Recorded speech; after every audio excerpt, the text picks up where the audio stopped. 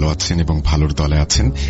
আমিও ভালো আছি এবং ভালোর দলে আছি। আর 201তম এপিসোডে আপনাদের সবাইকে স্বাগত জানাচ্ছি। গত সপ্তাহে আমরা 200তম এপিসোডে আপনাদের সাথে ঘটনা শেয়ার করেছিলাম এবং আমি জানি যে আপনারা সবাই অনেক প্রশংসা করেছেন সেই এপিসোডটির। আমি মেসেজ পড়তে পড়তে মানে কি বলবো যে খুব ভালো লাগছিল। আমার মনে হচ্ছিল যে আসলে এরকম একটা এপিসোডই তো বানাতে চেয়েছিলাম, 200তম এপিসোড এরকম হবে এটাই চেয়েছিলাম। তো থ্যাংক ইউ ভেরি মাচ আমাদের সঙ্গে থাকার জন্য, আমাদেরকে এভাবে সাপোর্ট দেওয়ার জন্য।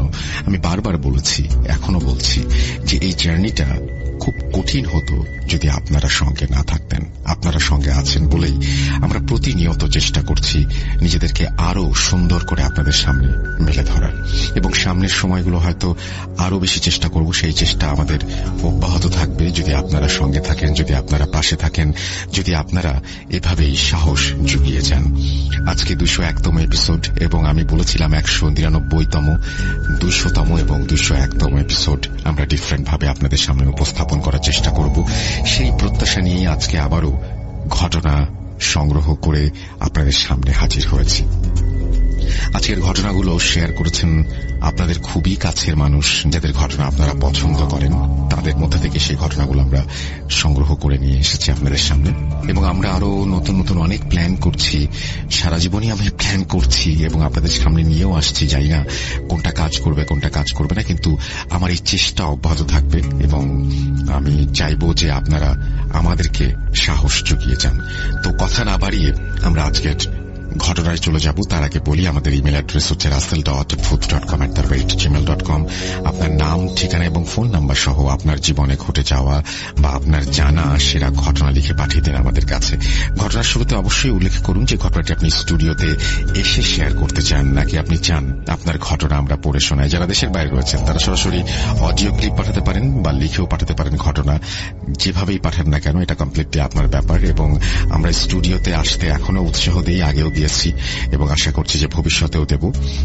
যদি আপনারা এভাবে আমাদের সঙ্গে থাকেন, ডেফিনেটলি আমরা খুব দ্রুতই আপনাদের সামনে নতুন আরো অনেক কিছু নিয়ে আসব। অবশ্যই আপনাদের ভালো লাগার উপরে নির্ভর করে, তার ছাড়া না। যেটা আপনাদের ভালো লাগবে না সেরকম কোনো কিছু আমরা করব না বা করতে চাইও না। তো আমরা গত সপ্তাহেও আমরা দেখেছি যে আপনারা অনেকে আমাদের শুনেছেন, এবং আমি কিছু কিছু মানুষ, যেমন হচ্ছে সুকান্ত মাইলি, তার ঘটনা ছিল এবং তিনি গত সপ্তাহে কমেন্ট করেছিলেন যে এই মুহূর্তটা ভাষায় বর্ণনাতীত। সত্যিই তাই। আমার কাছে মনে হয়েছে যে এই মুহূর্তটা 200তম এপিসোডে দাঁড়িয়েছি আমরা, এটা একদম ভাবা যায় না।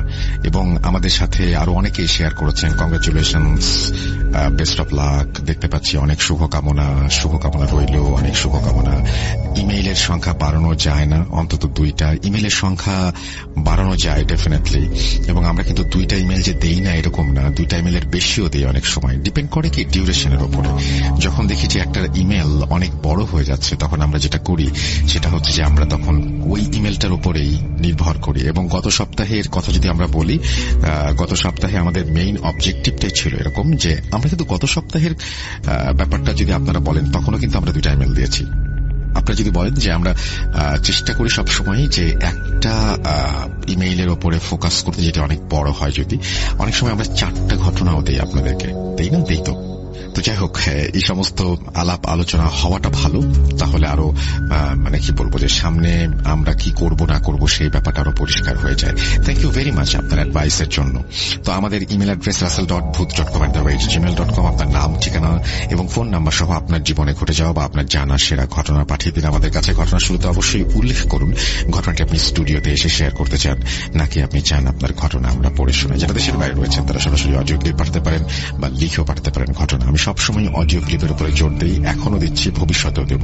কারণ অডিও ক্লিপ একটা অদ্ভুত জিনিস, যেটা আমি সবসময় চাই যে আপনারা সেটাতে আগ্রহী হন, কারণ এখানে পুরো জিনিসটাই আপনার। সো আমার এটা খুব ভালো লাগে। যাই হোক, আর কথা না বাড়াই আমরা ঘটনায় চলে যাই। যেভাবে ঘটনা লেখা আছে সেভাবে শুরু করছি। আসসালামু আলাইকুম। যে যেখানে আছেন দয়া করে বসুন স্থির হয়ে, কারণ আমি মোহাম্মদ সাবিত আলম আজ যে ভয়ঙ্কর ঘটনায় হোঁচট খেয়েছি, সেই ঘটনাটি সাহসী মানুষের মেরুদণ্ড কাঁপিয়ে দেবে। লিসনার্স, নিজেকে একজন হুজুরের প্রেক্ষাপটে চিত্রিত করুন। ভাবুন, এমন একজন ব্যক্তি যিনি জ্ঞান এবং নির্দেশনার জন্য সকলের নিকট সম্মানিত।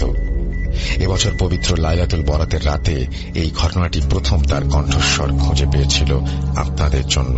কণ্ঠস্বর কেন বললাম? আসলে সেদিন রাতে এই ঘটনাটি আমি শুনেছিলাম আপনাদের মাঝে উপস্থাপন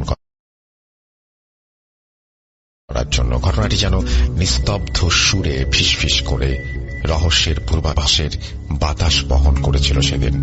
কোন গল্পের মতো এই ঘটনাটি নিছক কোনো কল্পনার চিত্র নয়, বরং এমন এক সময়ের বর্ণনা যা সাধারণের সীমানাকে অতিক্রম করে। আমার বন্ধু সাকিব, তার দাদা এই করুণ ঘটনার একজন সাক্ষী। সাকিবের দাদা 4 বছর আগে সাকিবকে এই ঘটনাটি বলেছিলেন।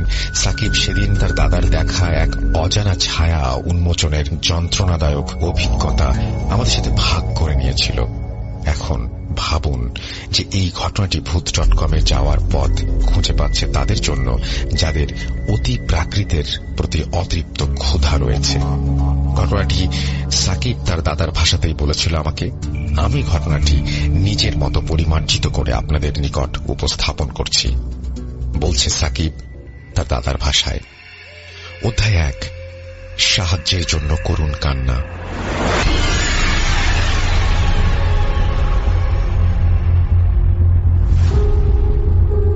ঘটনাটি ঘটেছিল আজ থেকে প্রায় 43 বছর আগে। কি বলবো, এই ঘটনা এখনো আমাকে তাড়িয়ে নিয়ে বেড়ায়। অমানবিক চিৎকার যখন শুরু হয় তখন প্রায় মধ্যরাত।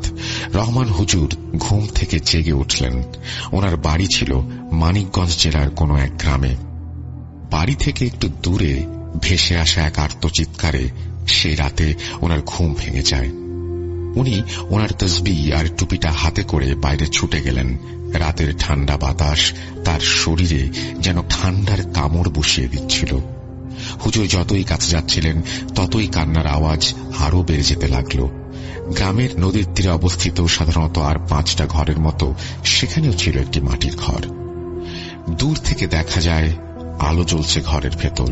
টিনের চালের ফাঁক ফোকর ভেদ করে মোমবাতির তীব্র আলো ঠিকরে বের হচ্ছিল। হুজুর একটু সামনে এগোলেন। জানালা দিয়ে ভেতরে উঁকি মেরে দেখেন এবং ভয়ে আতঙ্কিত একটি পরিবারকে দেখতে পান। মেঝেতে হিংস্র চেহারা আর তীক্ষ্ণ চোখের খুব অল্প বয়সী একটি মেয়ে শুয়ে আছে, আর বাড়ির বাকি সদস্যরা শক্ত করে ঘিরে ধরেছে তাকে। তাদের সমস্ত অঙ্গ প্রত্যঙ্গগুলো যেন এক অদৃশ্য শক্তির বিরুদ্ধে লড়াই করছে। এমত অবস্থায় রহমান হুজুর দরজায় টোকা দিলেন। মেয়ের বাবা আব্দুর রশিদ সাহেব দরজা খুলতেই রহমান হুজুর ঘরে ঢুকে চিৎকার করলেন, ফিরে যা, জাহান্নামের শয়তান, এই মাসুম বাচ্চাটিকে এক্ষুনি ছেড়ে দে। এই কথা বলে হুজুর কুরআন থেকে তার জানা বিভিন্ন আয়াত পাঠ করতে লাগলেন। আয়াতের দোহাই দিয়ে হুজুর শয়তানকে চলে যাবার নির্দেশ দিলে মেয়েটির কণ্ঠস্বর ও নড়াচড়া কিছুটা ধীর হয়ে গেল, যদিও ভয় এখনো বাড়ির সকলের মস্তিষ্কে বাসা বেঁধে রয়েছে। তার বাবা আব্দুর রশিদ সেখানে হুজুরকে দেখে দরজা ছেড়ে হতাশায় মগ্ন হয়ে হুজুরের দিকে ছুটে গেলেন। হুজুর, দয়া করে আমার রিমাকে সাহায্য করুন। কোন এক শয়তান তার শরীর কবজা করেছে। আমরা জানি না কি করব, আমরা এই অবস্থায় কি করব কিচ্ছু বুঝতে পারছি না। সে অনুনয় করে। হুজুর শান্তভাবে মাথা নাড়লেন আর রিমাকে ঘরের ভেতরে নিয়ে গিয়ে পরিষ্কার পোশাক পরিয়ে অজু করিয়ে পবিত্র করে রাখলেন। এও বললেন যে কোন সালিম এই মাসুম বাচ্চাটিকে কষ্ট দিচ্ছে, আমি দেখব। কিছুক্ষণ পর হুজুর রিমার ঘরে প্রবেশ করলেন।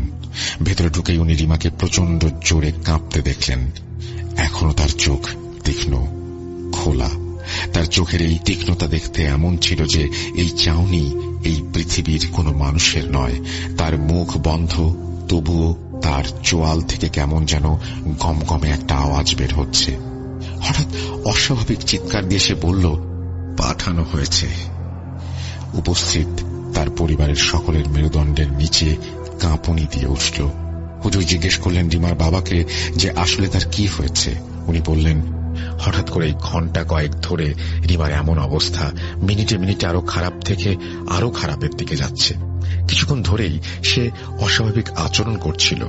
প্রথমে সে নানান ধরনের অদ্ভুত দুঃস্বপ্নের কথা বলতো আমাদের, তারপর নানান ধরনের উল্টাপাল্টা আগা মাথাছাড়া কথা বলতে শুরু করে। আস্তে আস্তে সে রাতে ঘুমানো বন্ধ করে দিয়েছিল একেবারেই। না ঘুমিয়ে ঘুমিয়ে চোখ দুটো দেখতে কেমন যেন শয়তানের মতো হয়ে গিয়েছে। খাওয়া দাওয়া বন্ধ করে দিয়েছিল। দিনরাত নাকি সে কারোর জন্য অপেক্ষা করত আর বলতো 12 জন, মাত্র 12 জন। খারাপ 12 জন, কি বা তাদের পরিচয় কিছুই আমরা জানি না। রাত বিরেতে চিৎকার চেঁচামেচি করা থেকে শুরু করে নানাবিধভাবে পরিবারের সবাইকে আক্রমণ করা, আরো কত কিছু করে সে বলতো এগুলো নাকি একটা পরীক্ষা। 12 জনের জান কবজ করে কেউ একজন আসবে, কিন্তু কে সেটা জিজ্ঞেস করলে রাগী গলায় হেসে ফিসফিস করে বলতো মৃত্যু। হুজুর, আমার মনে হয় কোন শয়তান তাকে বশ করেছে, আপনি ওকে বাঁচান। ও আমার খুবই আদরের মেয়ে, বাঁচান মেয়েটাকে হুজুর, চাপা গলায় বললেন রশিদ সাহেব। হুজুর রশিদ সাহেবের কাঁধে আশ্বাস দিয়ে হাত রাখলেন আর রিমার মাথার কাছে ঘেঁষে বসলেন। হুজুর রিমার চুলে আলতো করে হাত বুলিয়ে দিলেন আর বললেন, মাথা ঠান্ডা করো মা, কোনো ভয় বা কোনো প্রকার ক্ষতি নেই। রিমার আগে গজগজ করতে করতে বলল, হুজুর এখন তোর কাছে আসবে। হুজুর রিমাকে বলল, কে আসবে? হে শয়তান, তুই অপবিত্র, এই পবিত্র শরীরে এটা কি অভিশাপ দিয়েছিস তুই? যতই নিষ্পাপ হবার ভান ধরিস না কেন, তুই শয়তান, তোর নিকৃষ্ট স্বভাব প্রকাশ কর। হুজুরের কথায় রিমার কোনো ভ্রুক্ষেপ হল না। রিমার মুখ তার অস্বাভাবিক গতিবিধি অব্যাহত রেখেছে। কিছুক্ষণ পর হঠাৎ ভারী এক কণ্ঠস্বর উত্থিত হয় রিমার মুখ দিয়ে, যা আসলে তার নয়। বোকা হুজুর, তুই আমাকে হারাতে পারবি না। আমি জুলকারনাইন, আমি মালিক। আজ রাতে এই মেয়েটিকে আমার ইচ্ছে মতো কষ্ট দিয়ে মারব। হুজুর কোরআনের আয়াত উচ্চারণ করে শয়তানকে সাবধান করে বললেন যে তার খেলা এখানেই শেষ। উনি মেয়েটির শরীর ছেড়ে দিতে বললেন শয়তানকে, অন্যথায় আল্লাহর আয়াতের ক্রোধের মুখোমুখি হবার জন্য প্রস্তুত হতে বললেন। হুজুরের সতর্ক বার্তা শুনে শয়তান ঠাট্টা করে হেসে উঠল। খুব ভালো। এই কথা বলে শয়তান জানালো সে আপাতত চলে যাবে, তবে সকলকে জেনে রাখতে বলল যে সে দাবি করছে যে তার মুনিব শয়তানের জন্য এই গ্রামের 12টি আত্মাকে তুলে নিয়ে যাবে। হুজুর যেন পারলে তাদের সবাইকে বাঁচিয়ে দেন। এই কথা বলার সাথে সাথেই রিমার শরীর হিংস্রভাবে কাঁপতে শুরু করে এবং আস্তে আস্তে স্থির হয়ে যায়। জ্ঞান ফিরলে রিমার আচরণ পরীক্ষা করে হুজুর স্বস্তির নিঃশ্বাস ফেললেন আর জানালেন যে রিমা এখন স্বাভাবিক অবস্থায় আছে। রিমা আবার ঘুমিয়ে গেল। রশিদ সাহেব তার ঘুমন্ত মেয়েকে কৃতজ্ঞ চিত্তে কোলে তুলে নিয়ে হুজুরকে ধন্যবাদ জানালেন। আল্লাহ তাআলার রহমতে রিমা এখন শান্তিতে আছে, কিন্তু এই দুষ্টু জুলকারনাইন সে কে এবং কি বা তার অন্ধকার ভবিষ্যৎ বাণী? হুজুর রশিদ সাহেবকে জানালেন যে আমাদের সময় নষ্ট করা উচিত নয়, আমাদের অবশ্যই অন্য গ্রামবাসীদের পরীক্ষা করতে হবে আর নিশ্চিত হতে হবে যে অন্য কেউ পজেসড হয়েছে কিনা। আরো কেউ কেউ এই শয়তানের শিকার হওয়ার আগে এই শয়তানকে থামাতে হবে বলে জানালেন তিনি। উনি বুঝতে পারছিলেন যে এটা কোনো সাধারণ পজিশন কেস নয়, বরং এটি একটি সম্মিলিত ষড়যন্ত্র, একটা অশুভ ষড়যন্ত্রের আভাস পাচ্ছিলেন রহমান হুজুর। পরের দিন সকালে হুজুর রশিদ সাহেবকে নিয়ে বের হন। গ্রামের কোনো মানুষের মধ্যে উদ্ভট কোনো আচরণ দেখা গেছে কিনা সেই পরীক্ষা তিনি করছিলেন। রিমার মতো কেউ হুমকি পেয়েছে কিনা বা কোনো দুঃস্বপ্ন দেখেছে কিনা জানতে শুরু করলেন। এছাড়াও গ্রামে কেউ হারিয়ে গেছে কিনা সে বিষয়টিও দেখতে লাগলেন। গ্রামের এক গরিব পরিবার, গেরস্ত বাড়ি, মাঝবয়সী হাশেম মিয়ার বাড়ি, খুব ছোট একটা পারিবারিক খামার ছিল তাদের। ওনাদের পরিবারের খামারে পৌঁছে হুজুর তাদের দেখতে পান 18 বছরের ছেলে মাসুদ খুঁড়িয়ে খুঁড়িয়ে কাজ করছে। তার চোখ ফাঁকা এবং প্রাণহীন, ঠিক রিমার মতো। হুজুর মাসুদকে ডেকে বললেন, মাসুদ শুনতে পাচ্ছ? মাসুদ হুজুরের কথার কোনো সাড়া দেয়নি, বরং সে তার কাজ অব্যাহত রেখেছে। হঠাৎ দ্রুত গতিতে তার অসহায় বাবা মা হুজুরের সামনে এলেন আর জানালেন 3 ছেলের মাঝে মাসুদি এমন বাজে অবস্থায় রয়েছে। 3 দিন ধরে তার এই অবস্থা। খাওয়া কাজ সব করলেও মনে হয় সে যেন এখানে উপস্থিত নেই।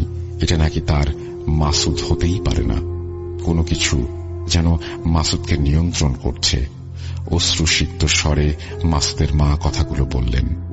হুজুর মাসুদকে ঘরে নিয়ে গিয়ে কবজিতে 2টি আঙুল রাখলেন আর তার গায়ে অস্বাভাবিক ঠান্ডা অনুভব করলেন। তার চামড়া যেন ঢিলে হয়ে গেছে। উনি মাসুদকে বেশ কিছুক্ষণ পর্যবেক্ষণ করলেন। সূর্যাস্তের মধ্যে তিনি আরো 9 জন গ্রামবাসীর অবস্থা দেখলেন ও পরীক্ষা করছিলেন। রিমা ও মাসুদের মতো কিছু উপসর্গ, যেমন ফ্যাকাশে খালি দৃষ্টি, অস্বাভাবিক নড়াচড়া, বরফের মতো ঠান্ডা শরীর, এই রহস্যগুলো হুজুরকে অনেক বেশি পরিমাণে মানসিক চাপে রেখেছিল। জুলকারনাইনের ভয়ানক ভবিষ্যৎবাণী আসলে সত্যি না মিথ্যা সেটা জানার জন্য উনি মরিয়া হয়ে গিয়েছিলেন। এসব ভাবতে ভাবতে ক্লান্ত হয়ে হুজুর রাত্রি যাপনের জন্য তার বাসায় ফিরে আসেন। বাসায় ফিরে নামাজ আদায় করলেন এবং চিন্তা করতে লাগলেন। উনি বাইরে চাঁদের দিকে তাকাচ্ছিলেন। উনি দেখলেন চাঁদ ওঠার সাথে সাথে ওনার গ্রামটা যেন এক কালো অন্ধকারে ঠেকে যাচ্ছে। গ্রামের প্রায় সব বাসার জানালায় অনিয়মিতভাবে হ্যারিকেন জ্বলছিল। রাতের এই অন্ধকার যেন গ্রামটাকে আতঙ্কগ্রস্ত করে ফেলেছিল। হুজুর জানতেন যে যুদ্ধে তিনি জড়াচ্ছেন সে যুদ্ধ তার সাহস এবং ভয় উভয়কেই পরীক্ষা করবে। যুদ্ধের আগেই কোনো মতে সম্ভাব্য কোনো সমাধান খুঁজতে মরিয়া হয়ে যাচ্ছিলেন হুজুর। সাধারণ রুকাইয়ার বাইরে গিয়েও উনি এই শয়তানি শক্তির সাথে যুদ্ধ করতে রাজি। গ্রামের অনেকেই বর্তমানে অনেক ভয়ে জীবনযাপন করছে। গ্রামের রক্ষক হিসেবে মেনে নিয়েছে গ্রামবাসী হুজুরকে। ওনাকে কিছু একটা করতেই হবে। সাহস নিয়ে এগিয়ে যাবার প্রয়াস করলেন হুজুর। এই লড়াই গ্রাম ও মানুষকে বাঁচাবার লড়াই। এই লড়াই শয়তানকে পরাজিত করার লড়াই। আগামী দিন হুজুরের আসল কাজ শুরু হবে, আর আল্লাহর কাছে সেই কাজের জন্য হুজুর রহমতের ভিক্ষা চেয়ে ঘুমিয়ে পড়লেন। অধ্যায় 2, শয়তানের মুখোশ উন্মোচন।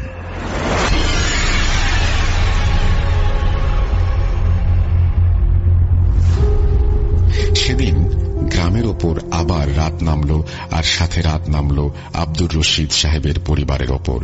আব্দুর রশিদ সাহেবের মেজ ছেলে অর্থাৎ আমি সেদিন রাতে হুজুরের বাসায় উপস্থিত হই রিমার জন্য। রিমাকে আবার শয়তান বন্দী করেছে। রিমার বাড়িতে যেন কবরস্থানের নীরবতা। হুজুরকে দেখে আব্দুর রশিদ সাহেব তাকে ভেতরে নিয়ে স্বাগত জানালেন। উনি জানালেন রিমা সুস্থ নেই। শয়তান এবার আরো শক্তিশালী হয়ে ফিরেছে। হুজুরের কাছে নিজের মেয়ের জীবন বাঁচাবার জন্য চেষ্টা করার প্রবল আশা ব্যক্ত করলেন রশিদ সাহেব। তিনি অনেক অনুনয় বিনয় করে হুজুরকে কথাগুলো বলছিলেন। হুজুর ইনশাল্লাহ বলে রিমার ঘরে গিয়ে দেখলেন আবছা বাতির আলোয় রিমা মেঝেতে কাতরাচ্ছে। তার ঠোঁট যেন ফেটে চৌচির হয়ে গেছে। মুখ দিয়ে ফেনা বের হচ্ছে, আর অস্বাভাবিক শব্দ তার গলা দিয়ে বের হচ্ছে। রিমা হুজুরের দিকে চোখ ফিরিয়ে তাকালে হুজুর নিজেকে স্থির করে আয়াত পড়তে লাগলেন। যেই আয়াতে আল্লাহর নাম ধ্বনিত হল বাতাসে। হ্যারিকেনের শিখা এখনো রিমার ঝাঁকুনিতে চেহারাকে হুজুরের সামনে প্রশমিত করছে। একটি বিদ্রুপের হাসি দিয়ে রিমা বলল, আপনি কি আমাকে এই তুচ্ছ মনে করেছেন? ভাবছেন আপনার এই দোয়া আমাকে আটকাতে পারবে? হুজুর বললেন, চুপ কর। এরপর হুজুর জুলকারনাইনকে তার ক্ষমতা ও ক্ষমতার উৎস প্রকাশ করতে বললেন। শয়তান জানালো যে সে তার ক্ষমতা প্রকাশ করলে এই মেয়ের কষ্ট হুজুর দেখতে পারবে কিনা। এই বলে জুলকারনাইন রিমার ওপর সম্পূর্ণভাবে ভর করে। রিমা কষ্টে কাতরাতে কাতরাতে বলে, এই বাড়িতে একটি তাবিজ স্থাপন করা হয়েছিল। জুলকারনাইনের পা এই গ্রামে রাখার জন্য। ধ্বংস করে দেবে সে সবকিছু, আর তাদেরকে যে আটকাতে আসবে তাকেও। হুজুর বাড়ির ভেতর তাবিজ খুঁজতে লাগলেন। হুজুর অনুসন্ধান করে একটি পুরাতন স্লেট খুঁজে পেলেন, একটি দেয়ালের পেছনে, যেখানে নানান ভাষায় অনেক কিছু লেখা, কিছু চিত্র অঙ্কন করা। হুজুরের হাতে সেই স্লেট দেখে রিমা এক অপ্রত্যাশিত চিৎকার দেয় আর স্তব্ধ হয়ে পড়ে। প্রচন্ড কষ্টে সে অনেক জোরে জোরে নিঃশ্বাস নিচ্ছিল। রশিদ সাহেব তার মেয়েকে স্বস্তিতে কোলে তুলে নিলেন আর হুজুরকে পরীক্ষা করে দেখতে বললেন। হুজুর পরীক্ষা করলেন এবং তাবিজের উৎস খুঁজতে লাগলেন। হুজুর ভাবেন 12টি পজেশন কেসের কথা বলেছিল জুলকারনাইন। যার মাঝে খুঁজে পাওয়া গেছে 11টি, রিমা, মাসুদ ও আরো 9 জন। তাহলে শেষেরটা কোথায়? হুজুর গম্ভীরভাবে জিজ্ঞেস করলেন। জুলকারনাইন শয়তানি হাসি দিয়ে হুজুরের দিকে না সূচক মাথা নাড়ল আর রিমাকে নিয়ে কটূক্তি করল। হুজুর জানতেন যে আসল কাহিনী উদ্ঘাটনের জন্য জুলকারনাইনকে আরো জিজ্ঞাসাবাদ করা দরকার ছিল, কিন্তু হুজুর জানতেন যে জুলকারনাইনের বাকি পরিকল্পনাগুলো আরো নিষ্ঠুর হতে পারে। তিনি আব্দুলকে বললেন রিমাকে পাহারা দেবার জন্য এবং বাকি একজনকে খুঁজে বের করার জন্য রওনা হলেন, এই আশায় যে শেষ ব্যক্তির সাথে কথা বললে হয়তো উনি গুরুত্বপূর্ণ কোনো ক্লু খুঁজে পেতে পারেন। উনি গ্রামের রাস্তায় চলতে লাগলেন। গ্রামের এক বাড়ির সামনে গিয়ে হোঁচট খেয়ে পড়েন। কোনো এক অদৃশ্য শক্তি ওনার কানে কানে বলে, এখানে। হুজুর মনের ভুল ভেবে উঠে গেলেন আর দেখলেন বাড়ির বাইরে মজিদ আর আয়েশা নামক দম্পতি ঝগড়া করছে। মজিদ তার বড় ছেলে মশিউরকে মারছিল। মশিউর হল বাকি 9 জনের একজন। এখানে বলে রাখা ভালো যে 12 জনের মাঝে সবার কথা আমার মনে নেই। যাদের কথা মনে আছে শুধু তাদের কথাই বলছি। হুজুর মশিউরের চেহারা দেখে থমকে যান। রিমা ও মাসুদের মতো একই চোখ ও চলাফেরা তার। ছেলেটার বাবা তাকে মারছে, তবুও ছেলেটার কোনো ভ্রুক্ষেপ নেই। হুজুর মজিদ সাহেবকে ধমক দিয়ে থামিয়ে দিলেন। মশিউর হুজুরকে দেখে বলল, রহমান, তোর কাজের প্রশংসা না করে পারছি না, তুই আবারও এখানে চলে এলি? মশিউরের কাছে এসে শান্তভাবে হুজুর বললেন, হ্যাঁ, তোর পরিকল্পনা আমাকে বল, আজাব কমে যাবে। মশিউরের নড়াচড়া থেমে গেল হুজুরের চ্যালেঞ্জের কথা শুনে। সে তার নাম বাবিল এবং তার আরেক নাম মৃত্যু। মশিউর স্বাভাবিক কণ্ঠস্বর অস্বাভাবিক করে কথাগুলো বলল। হুজুর বাবিলকে জিজ্ঞাসা করলেন সে কেন এই নিরপরাধ মানুষদের কষ্ট দিচ্ছে। বাবিল জানায় তাদের মালিক শয়তান দুনিয়াতে চরম বিশৃঙ্খলা সৃষ্টিকারী, মানুষের কষ্ট তাকে আনন্দ দেয়। মশিউর দাঁতে দাঁত লাগিয়ে কটকট করে হাসছিল। হুজুর এবার রাগে দুঃখে বাবিলের ওপর আল্লাহর কালামের আয়াত পড়ে আজাব ডেকে আনলেন আর বললেন এই ছেলেটির সাথে সাথে বাবিলের খেলা আজ রাতেই শেষ করবেন উনি। মশিউর ঘুমিয়ে পড়ার আগে আরো একবার কুৎসিতভাবে হাসল অভিব্যক্তিহীন মুখোশে। হুজুর আবার চলতে লাগলেন। গ্রামে যেতে যেতে হুজুর আবারও এক ভয়ঙ্কর শয়তানের সম্মুখীন হলেন। হুজুরকে যেন কেউ গাইড করে নিয়ে যাচ্ছে প্রতিটি আক্রান্ত ব্যক্তির কাছে। হয়তো সেই শয়তান যার পরিকল্পনার কথা এখনো জানা যায়নি।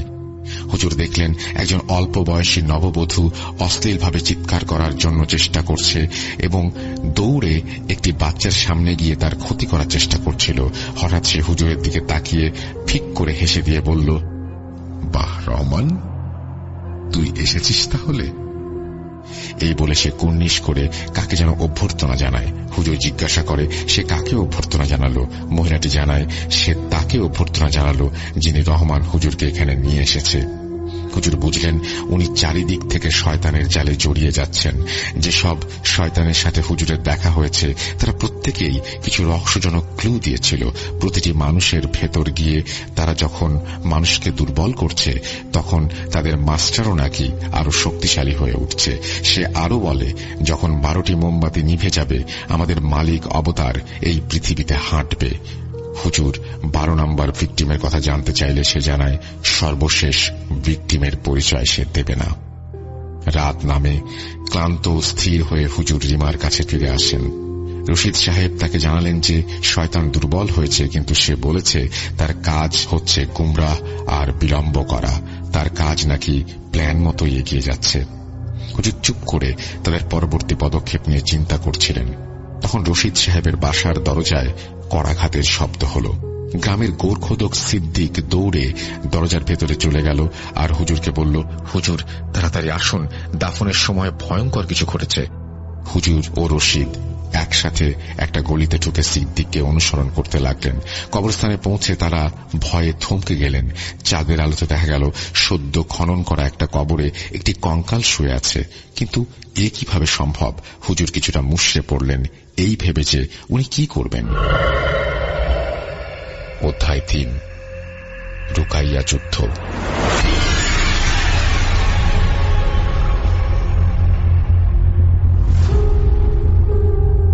লাশ পচা দুর্গন্ধ হুজুরের নাকে এসে ঢুকে গেল।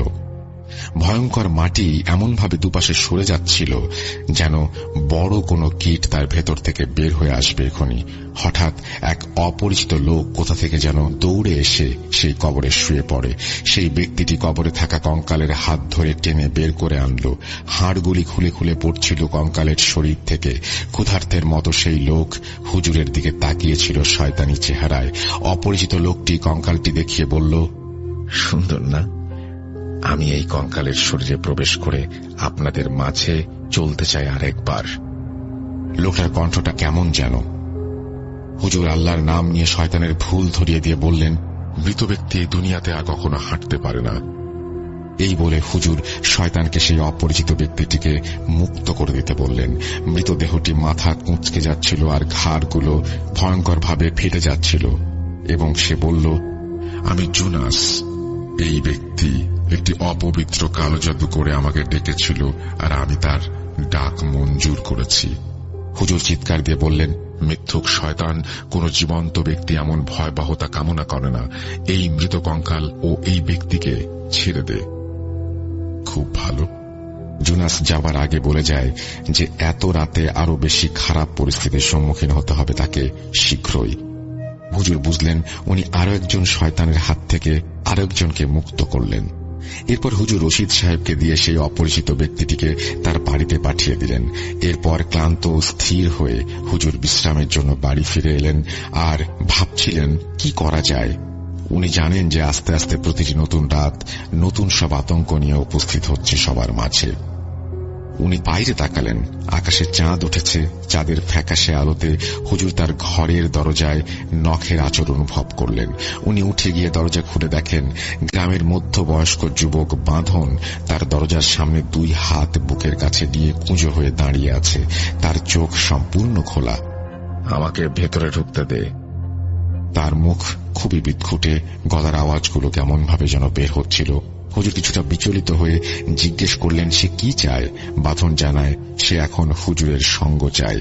এই কথা শুনে হুজুর ভয়ে পিছু হটেন আর টেবিল থেকে পড়া পানি ছিটিয়ে দিলেন বাঁধনের ওপর। পানি গায়ে লাগার পর হুজুর তাকে ধাক্কা দিয়ে দরজার বাইরে বের করে দেন আর দরজা বন্ধ করে দেন। দরজার বাইরে থেকে হিংস্র প্রাণীর গর্জন ভেসে আসছিল। দরজার তালা দিয়ে হুজুর বিচলিতভাবে আল্লাহর কাছে সাহায্য চাইলেন। বহু কষ্টে ওই রাতটা তিনি পার করলেন। ফজরের আজান দিলে উনি নামাজ পড়লেন আর ভাবলেন সত্যিকারের যুদ্ধ আস্তে আস্তে শুরু হতে যাচ্ছে। সূর্যের আলো ফোঁটার সাথে সাথে হুজুর ঘর থেকে বেরিয়ে পোজেস্ট কেসের ভিকটিমদের বাড়িতে বাড়িতে উপস্থিত হলেন এই আশায় যে নতুন কোনো ক্লু পাওয়া যাবে। কিন্তু কেউ তাকে কোনো তথ্য দিতে পারল না। সবার একই কথা, সেই সময় যা হয়েছিল কিছুই তাদের মনে নেই। তাদের এমন মনে হয়েছে যে তারা গভীর ঘুমে আছে। এরপর হুজুর গতরাতে ওনার বাসায় আসা বাঁধনের বাড়িতে উপস্থিত হন। উনি দেখলেন বাঁধনকে ঘরের ভেতরে আটকে রাখা হয়েছে আর তাকে আটকে রেখে তার পরিবারের লোকজন সবাই কাঁদছে। বাঁধন হুজুরকে দেখে জিজ্ঞাসা করে কাল রাতে হুজুরের কেমন ভয় লেগেছিল। হুজুর বাঁধনের ঘরে ঢুকে বাঁধনের রুকাইয়া করে বাঁধনকে সুস্থ করে দেন। হুজুরের মনে হল শয়তানগুলো যেন নিজ ইচ্ছায় সবার দেহ ত্যাগ করে চলে যাচ্ছে। কিন্তু কেন? ওদের আসল প্ল্যান কি? কোনোভাবেই তিনি ধরতে পারছিলেন না। হুজুর নিজ মনে হেঁটে বাড়ি ফিরছিলেন। এমন সময়ে একটি বাড়ির জানালা থেকে কেউ একজন মেয়েলি কণ্ঠে হুজুরকে ফিসফিস করে বলে, রহমান, এদিকে আয়। মেয়েটিকে হুজুর চিনতে পারলেন, তার নাম সালমা। হুজুর সালমার চোখে রিমার মতো রং লক্ষ্য করলেন আর সালমার বাড়িতে গেলেন। সালমার বাড়িতে যাওয়ার পর সালমার পরিবার জানায় যে সালমা কিছুদিন যাবৎ উদ্ভট কিছু আচরণ করছে। হুজুর সালমার আচরণের কথা শুনে বুঝতে পারলেন সালমাও সেইম রিমার মতো অবস্থা বরণ করে নিয়েছে। হুজুর সালমার ভেতরের ভয়ানক লক্ষণ পর্যবেক্ষণ করেন। সালমা চিৎকার দেয় এবং হুজুরকে মারতে আসে। সালমার পরিবার ভয়ে রুমের এক পাশে গিয়ে আশ্রয় নেয়। হুজুর শয়তানকে আল্লাহর নামে তার পরিচয় প্রকাশ করতে বলে। সালমা মেঝেতে পড়ে যায়, হাত পা শক্ত হয়ে যায় আর নানান দিকে বেঁকে যায়, চোখের সামনে সাদা হয়ে যায় সবকিছু। ঠোঁট একটি বিশ্রী হাসিতে পরিপূর্ণ। হুজুর কড়া ভাষায় বললেন, তোর খেলা এখানেই শেষ। এই বলে হুজুর আবারও রুকাইয়ার আয়াত পড়া শুরু করলেন সেই শয়তানকে মেয়েটির শরীর থেকে ছাড়িয়ে দেবার জন্য। শয়তান হাসি দিলে হুজুর আয়াত পড়েন আর চিৎকার করে বলেন, মেয়েটিকে ছেড়ে দে, নয়তো আল্লাহর গজবের সম্মুখীন হতে হবে তোকে। চিৎকার দিয়ে সালমার শরীর সে ত্যাগ করে। সালমা মেঝেতে পড়ে যায় আর মাথায় আঘাত পায়। সে কাঁপছিল প্রচন্ডভাবে। হুজুর সালমার চিকিৎসা করলেন এবং তার জন্য আল্লাহর কাছে দোয়া করলেন। হুজুর ভেবেছিলেন এই একটা বিজয় আসলে অস্থায়ী ছিল, যতক্ষণ না প্রধান শয়তানের ওপর বিজয়প্রাপ্ত হচ্ছেন তিনি। সেদিন সন্ধ্যায় দিনের আলো প্রায় নিভু নিভু। এমন সময় হুজুরের মনে হল নানান রকমের ছায়া তার আশেপাশে ঘোরাফেরা করছে। সূর্যাস্তের পর রাস্তা এবং মাঠের মধ্য দিয়ে উদ্দেশ্যহীনভাবে হুজুর হাঁটছিলেন ও ছায়ামূর্তিগুলোর গতিবিধি বোঝার চেষ্টা করছিলেন। হাঁটতে হাঁটতে নদীর পাড়ে চলে আসলেন হুজুর। একজন যুবককে দেখতে পেলেন যে হাতে একটি কুড়াল নিয়ে বাতাসে দোলাচ্ছিল এবং বন্য জন্তুর মতো গর্জন করছিল। হুজুরকে দেখে সে বলল, কি রহমান, এখনো খুঁজে যাচ্ছিস তুই? আল্লাহর কালামের পবিত্র আয়াত উচ্চারণ করে হুজুর বললেন, এই ছেলের ভেতর যে শয়তান আছে উনি তার সাথে কথা বলতে চান। হুজুরের কথা শুনে যুবকের অস্বাভাবিক নড়াচড়া থেমে গেল আর তার চোখ দুটো চকচক করতে লাগল লালচে অন্ধকারে। আমি জাহাঁকা, ঝগড়ার রাজা। আমার মাধ্যমে এই গ্রামের পুরাতন অভিশাপ আবার পুনর্জন্ম নেবে। আবারও এক আগা মাথা ছাড়াই কথা শুনে হুজুর বিরক্ত হয়ে গেলেন এবং তার কনিষ্ঠ আঙ্গুল চেপে ধরে আল্লাহর কালামের মাধ্যমে শয়তানকে যুবকের দেহ ত্যাগ করে চলে যেতে বললেন। শয়তান যুবকের মুখ দিয়ে একটি বিদঘুটে হাসি দিয়ে যুবকের শরীর ত্যাগ করে। যুবকটি মাটিতে পড়ে অজ্ঞান হয়ে যাওয়ার আগে কেঁপে উঠছিল আর তার কুড়াল তার হাত থেকে পড়ে যাচ্ছিল। হুজুর অচেতন যুবকের জ্ঞান ফিরিয়ে তাকে বাসা পর্যন্ত পৌঁছে দিয়ে আসেন। হুজুর ভাবতে থাকেন যে গ্রামের পুরাতন অভিশাপ পুনর্জন্ম নেবে, এটি কোন ধরনের ধাঁধা? ধাঁধা হলেও এর উত্তর কি আল্লাহ জানে। শয়তানের এই স্নায়বিক খেলা চলতেই থাকে, নাকি নৃশংসতা ডেকে আনে এই খেলা? আস্তে আস্তে হুজুর পজেসড ব্যক্তিদের আলাদা করছিলেন গ্রামের ভেতর। উনি কোনো ইনোসেন্টের ক্ষতি না করেই ওনার কাজ চালিয়ে যাচ্ছিলেন। সারা রাত রাস্তায় ঘুরে বেড়ান, ক্লান্ত শরীর। হুজুর সব খুঁটিনাটি এক করে বুঝতে চেষ্টা করেন। উনি বুঝতে চাচ্ছিলেন এই মানসিক দুনিয়ায় মানুষের আত্মাকে দুর্বল করে কোন মহাশয়তান, কি পরিকল্পনা তার। হুজুর বুঝতে পারছিলেন যে চূড়ান্ত লড়াই শুরু হচ্ছে খুব দ্রুত। অধ্যায় 4, পরিণতি।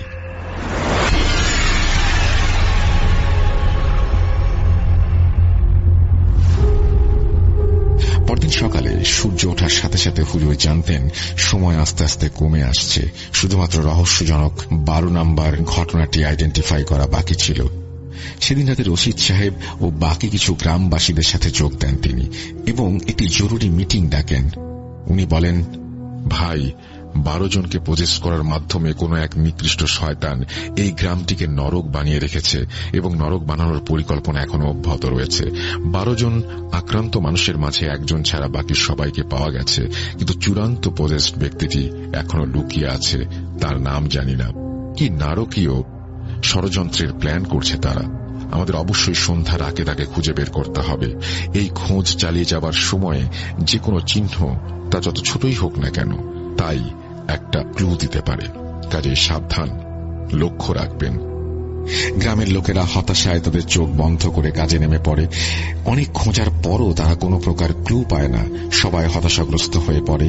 আকাশ যেন অন্ধকার হয়ে গেল সবার জন্য।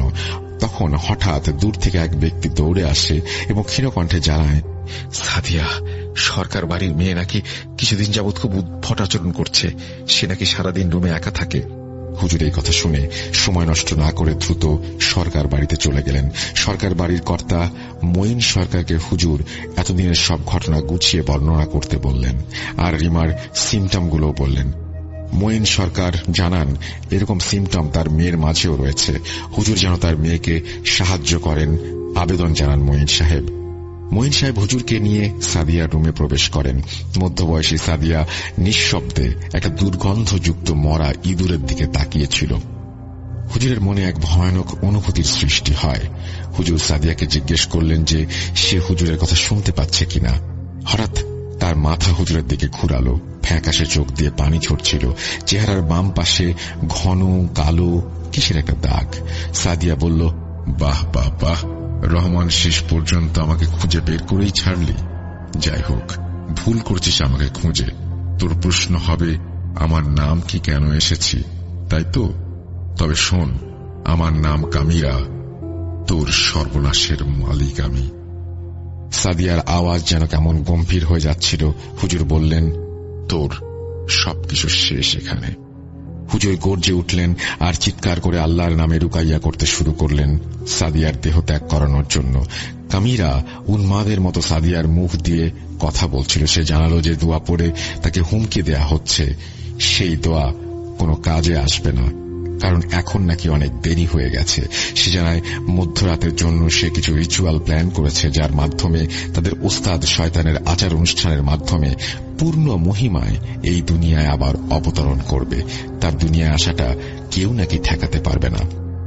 মঈন সাহেব মেয়ের এই অবস্থা দেখে কাঁদছিলেন আর হুজুরের কাছে তার মেয়েকে বাঁচানোর জন্য অনুরোধ করছিলেন। হুজুর জানতেন যে সর্বশেষ যুদ্ধ বিজয় করেই উনি একমাত্র এই মেয়ে আর গ্রামকে বাঁচাতে পারবেন। ঘরের মাঝে চাঁদের আলো প্রবেশ করছে, এমন সময় হুজুর সাদিয়ার মুখোমুখি হন। উনি সুর করে কোরআনের বিভিন্ন আয়াত পড়তে থাকেন, যা শুনে সাদিয়া মাটিতে লুটিয়ে পড়ে এবং তার মুখ দিয়ে ফেনা বেরিয়ে যায়। উপস্থিত সবাই আল্লাহর নাম নিচ্ছিল। সাদিয়া উঠে বসে, চোখ দুটিতে যেন বিদ্যুৎ চমকাচ্ছে। চাঁদের আলোয় তার ছায়া মাটিতে পড়ে। ইয়া আল্লাহ, কিসের ছায়া এটি? শিংযুক্ত জন্তুর মুখ ছায়ায় স্পষ্ট দেখা যাচ্ছে। সাদিয়া চিৎকার করে ওঠে আর কামিরা তার নিজের রূপে ফিরে আসে। তাবিজ এবং আয়াতকে অস্ত্র বানিয়ে হুজুর কামিরার সাথে রহস্যময় যুদ্ধে যুক্ত হলেন। শয়তান ও হুজুরের এই দ্বন্দ্ব উপস্থিত সকলের মনে এক অজানা ভয়ের সঞ্চার করে দিচ্ছিল। সাদিয়ার চোখে শয়তানি আভা জ্বলে উঠল। সে হুজুরের সামনে এসে হুজুরের গলা টিপে ধরল, তবুও হুজুর থামেনি। গ্রামবাসীরা ওনাকে সাহায্য করছিলেন, সবাই একসাথে আল্লাহর কালাম পড়ছিলেন। সাদিয়া চিৎকার দিয়ে ভেঙে পড়ল। হুজুরকে মৃত্যুর থেকেও খারাপ জীবনের হুমকি দিয়ে কামিরা সাদিয়ার দেহ ত্যাগ করে। সবাই স্বস্তির নিঃশ্বাস ফেলল। লড়াই শেষ। কামিরা তার শেষ রিচুয়াল করে যেতে পারেনি। সকলের মুখে যে একটু একটু করে হাসির ঝলক ফুটে উঠল। গ্রামের লোকেরা যখন আনন্দ করছিল, তখন হুজুর নাকি কিছু জিনিস অনুভব করলেন। উনি ওনার ভেতরে কেমন যেন একটা অন্ধকার অনুভূতি দেখতে পাচ্ছিলেন। কামিরা যেন তার কাজ সম্পূর্ণ করে গেছে বলে মনে হচ্ছে। হুজুর হঠাৎ এমনভাবে মাটিতে পড়ে দাপাদাপি করছিলেন যে ওনার শরীরে আগুন জ্বলছে বলে মনে হচ্ছিল। উনি হঠাৎ উঠে দাঁড়ালেন। হঠাৎ ওনার হাত একদম উল্টে গেল। গ্রামবাসীরা ভয়ে ছোটাছুটি শুরু করল। হুজুর চাঁদের আলোতে দাঁড়ালেন। ইয়া আল্লাহ, এই যে সাদিয়ার ছায়ার মতো শয়তানের ছায়া। শেষবারের মতো হুজুর কিছু একটা বললেন। না, এটা হতে পারে না, এই বলে উনি নিজের শ্বাস রোধ করলেন। আস্তে আস্তে হুজুরের চেহারায় লম্বা ঘন একটা কালো দাগ ফুটে উঠতে শুরু করল। চোখ ফ্যাকাশে হয়ে গেল, ঠোঁট ফেটে গেল। হুজুর শয়তানি হাসি হেসে বললেন, বোকার দল, তোরা ভেবেছিলি আমার কৃতদাসের পরাজিত করে আমাকে থামিয়ে দিবি? এরপর হুজুর বললেন, কামিরার ফাইনাল রিচুয়াল সফল হয়েছে। আমি এখন এই দুনিয়ার মাঝে আবার হাঁটছি, তোদের কথিত রক্ষাকর্তা রহমানের শরীরের মাধ্যমে। যাকে রক্ষাকর্তা ভাবছিস, তার শরীরে আমি। কিভাবে এলাম ভাবতে থাক, আজ থেকে আমার রাজত্ব শুরু। এই বলে হুজুর জানালা দিয়ে লাফ দিয়ে পালিয়ে যান। গ্রামের লোকেরা স্তম্ভিত হয়ে গিয়েছিল এই ঘটনা দেখে। তারা বুঝতে পারল যে কোনো এক জঘন্য শয়তানকে পরাজিত করতে গিয়ে তার অনিচ্ছাকৃতভাবে শয়তানের হাতেই নিজেকে সঁপে দিতে হয়েছে। সবাই ভয়ে ভয়ে সরকার বাড়ি ত্যাগ করে চলে যান। শেষের রাতের দিকে সূর্য উঠল গ্রামে। দিনটি যেন এক আজাবের দিন। হুজুরের শয়তানি হাসি এখনো প্রতিধ্বনিত হচ্ছে ক্ষতবিক্ষত বাঁশঝাড় জুড়ে। জানি না এই ঘটনা নতুন কোনো ঘটনার সূত্রপাত করেছিল কিনা বা এরপর কিছু হয়েছিল কিনা, তাও জানা হয়নি। এই বলে সাকিব তার দাদার বলা ঘটনাটি শেষ করলেন। কেমন লাগলো ঘটনাটি অবশ্যই জানাবেন। যদি একটু ভালো লেগে থাকে তবে আমি নিজেকে ধন্য মনে করব। সকলের সুস্থতা কামনা করে আমি মোহাম্মদ সাবিত আলম আজ বিদায় নিচ্ছি। আবারও কথা হবে নতুন কোন সপ্তাহে, নতুন কোন এপিসোডে। আল্লাহ হাফেজ। এই বলে তিনি তার ঘটনা শেষ করেছেন। আশা করছি তার ঘটনাটি আপনাদেরও ভালো লেগেছে। যদি ভালো লাগে অবশ্যই আমাদের জানাবেন, ভালো না লাগলেও আমাদেরকে জানাবেন। আমরা চলে যাব আমাদের পরবর্তী ঘটনায়।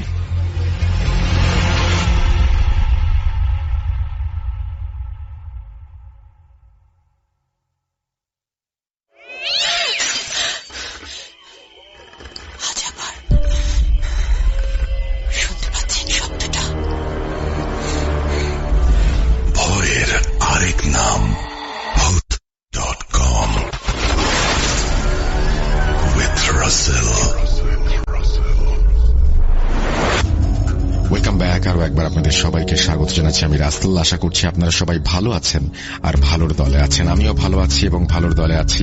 আমরা চলে যাচ্ছি আমাদের পরবর্তী ঘটনায়। আশা করছি এই ঘটনাটি আপনাদের ভালো লাগবে। আসসালামু আলাইকুম রাসেল ভাইয়া ও প্রিয় শ্রোতা, কেমন আছেন আপনারা? আশা করছি মহান আল্লাহ তাআলার অশেষ সহমতে আপনারা সবাই ভালো আছেন এবং সুস্থ আছেন।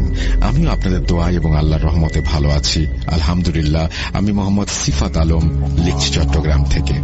আজ 24 নভেম্বর, শুক্রবার। আজ আমরা এক পা করে এগোতে থাকলাম 200 নম্বর এপিসোডের দিকে। মানে তিনি গত সপ্তাহের জন্য ঘটনাটি লিখেছিলেন, আমরা একটা সপ্তাহ পিছিয়ে পড়েছি।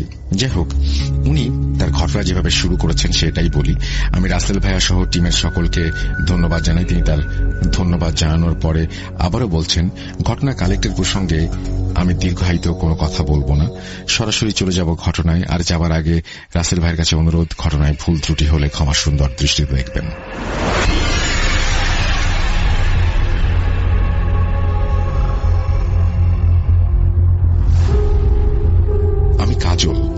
আমার জন্ম 1970 সালে।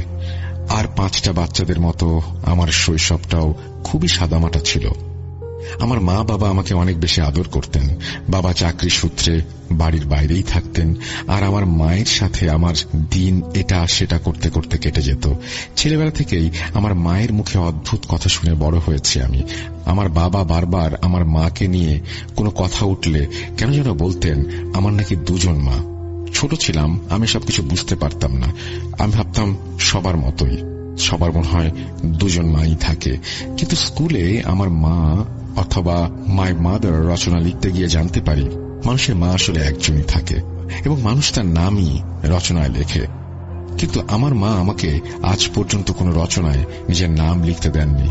এর কারণ জানতাম না। আমি অবাক হতাম, কেননা সমস্ত বন্ধু বান্ধবীরা নিজের মায়ের নামটাই লিখত, আর আমি নিজের মায়ের নাম শুধুমাত্র আমার পরিচয়ের জন্য আইডি কার্ডে ব্যবহার করতাম। মাকে জিজ্ঞাসা করলে মা বলতেন, কাজল, তোমাকে আমি যখন বলি তোমার 2জন মা, তখন কি তোমার দ্বিতীয় মাকে দেখার ইচ্ছে হয়? তোমার বন্ধুদের একটি মা, তোমার 2জন মা, কেন তুমি সেটা জানতে চাও না? আমার মায়ের প্রশ্ন শুনে আমি বারবার জিজ্ঞাসা করলাম এমন কথা বলার পেছনে কারণ কি হয়েছে আসলে।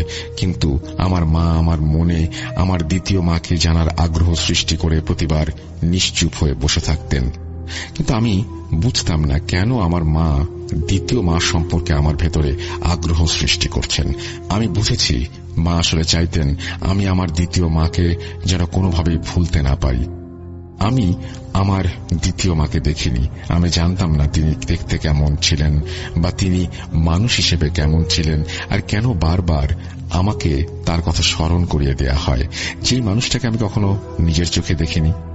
আমার মা আমার মনে বারবার আগ্রহের আগুন জ্বালিয়ে দেয়। 10 বছর আগের সামান্য পরিচিত চেহারাটা মনে রাখতে পারে না কেউ, সেখানে এমন একজনের কথা বারবার বলা হচ্ছে যাকে আমি কখনো দেখিনি। আমি যখন একটু বড় হলাম আর ভালো মন্দের হিসাব করতে পারদর্শী হলাম, তখন আমার মাকে আমার দ্বিতীয় মায়ের ব্যাপার বলার জন্য অনুরোধ করি। তিনি আমাকে যখন আমার দ্বিতীয় মায়ের ব্যাপারে সব খুলে বলেন, তখন আমার মনে হচ্ছিল আমার জন্মদাত্রী মায়ের থেকেও যেন অনেক বেশি আপন আমার দ্বিতীয় মা। হ্যাঁ, আমি সজ্ঞানেই বলছি কথাটা। আপনারা ভাবেন এই ঘটনাটি আমার সাথে অর্থাৎ কাজল ত্রিবেদীর সাথে ঘটে যাওয়া একটা ঘটনা? ভুল। ঘটনাটি আমার মা পারুলের সাথে ঘটা, অর্থাৎ আমার মেয়ে মাহির নানির সাথে ঘটা। ঘটনাটির সময়কাল 1969। ঘটনাটি শুরু হয় আমার দ্বিতীয় মায়ের বিয়ের মাধ্যমেই। শুরু করছি আমার দ্বিতীয় মায়ের ঘটনা। 1967, মার্জিয়া আমার দ্বিতীয় মায়ের নাম। উনি ছিলেন তৎকালীন ভারতবর্ষের কোন এক গ্রামের সম্ভ্রান্ত মুসলিম পরিবারের একজন অপূর্ব রূপবতী কন্যা। বয়স খুব বেশি হয়নি, কেবল 14 বছর বয়স। এখানকার সময়ে এই বয়সের গ্রামের মেয়েরা হাড়ি পাতিল নিয়ে খেলা করে, কিন্তু আমার দ্বিতীয় মা এই বয়সে বিয়ের পিঁড়িতে বসেছিলেন। এর পেছনের কারণটাও একেবারে অযৌক্তিক ছিল সেটা বলবো না। গ্রামে তখন হাতে গোনা কয়েকটি মুসলিম পরিবার ছিল, আর সেখানে বিবাহযোগ্য পুরুষের সংখ্যাও তেমন ছিল না। আর তাই মাকে অনেকটা জোর করে বিয়ে করিয়ে দেয়া হয়। মায়ের ইচ্ছা ছিল পড়ালেখা করবেন, কিন্তু তার হয়ে উঠল না। বিয়ের দিন নিজের স্বামীকে প্রথমবারের মতো দেখেন তিনি, কেননা তার স্বামী নিজেও বিয়ের আগে তাকে কেন যেন দেখতে আসেনি। আমার মায়ের থেকে বয়সে তিনি ছিলেন অনেক বড়। ওনার বয়স ছিল আনুমানিক 35 বছরের মতো। তখনকার দিনে এসব তেমন কোনো ভাবার বিষয় ছিল না। ছেলের বয়স হতেই পারে 30-এর ওপরে। ছেলের সহায় সম্পত্তি বেশ ভালো পরিমাণে ছিল, তাই বয়সের ব্যাপারে কথা ওঠার আগেই সম্পত্তি নিয়ে কথা উঠত। ঘরোয়াভাবেই সম্পন্ন হয় আমার মায়ের শুভ বিবাহ। আমার মায়ের বয়স কম হলেও তিনি ছিলেন খুবই সুশীল এবং সংসারী এক কন্যা, যেমন রূপ তেমন গুণ। মায়ের বিয়ের পর মা স্বামীর বাড়িতে চলে আসেন। শুধুমাত্র তার স্বামীর বাড়িই ছিল, শ্বশুর বাড়ি নয়। আমার মায়ের শ্বশুর শাশুড়ির ব্যাপারে ওনার স্বামী কখনোই তাকে কিছু বলেননি। আমার মা শুধু কয়েকবার শুনেছিলেন যে তার এক দেবর নাকি কোন এক গ্রামে বাস করেন। বিয়ের সময় কাউকে আমার মা দেখেননি। আমার মায়ের স্বামী ছিলেন ছোটখাটো এক জমিদার। ওনার নাম আমার জন্মদাত্রী মাও জানেন না। হয়তো ইতিহাস কোনো এক পাতার কোথাও তার নাম লোকচক্ষুর আড়ালেই রেখে দিয়েছে। আমার মায়ের বিয়ের পর থেকেই তিনি বেশ মন দিয়ে এই সংসার শুরু করেন। বাড়ির বউয়ের দায়িত্ব তিনি কোনো প্রকার সংকোচ ছাড়াই নিজের কাঁধে তুলে নেন। ওনার স্বামী রোজ সকালে কোথায় যেতেন সেটা তিনি জানতেন না, জিজ্ঞাসাও করতে পারতেন না। ওনার স্বামী ছিলেন কিছুটা বদমেজাজি এবং আমার মা বয়স অনেক ছোট, তাই হয়তো ওনার সাহসে কুলাত না। আমার মায়ের বিয়ের পর থেকেই ওনার স্বামী আলাদা রুমে থাকত, দরজা বন্ধ করে রাখত। ওনার স্বামী রুম থেকে বের হয়ে রুম তালাবদ্ধ করে বাড়ি থেকে বেরিয়ে যেত। সারাদিন আমার মা বাড়িতে একাই থাকতেন।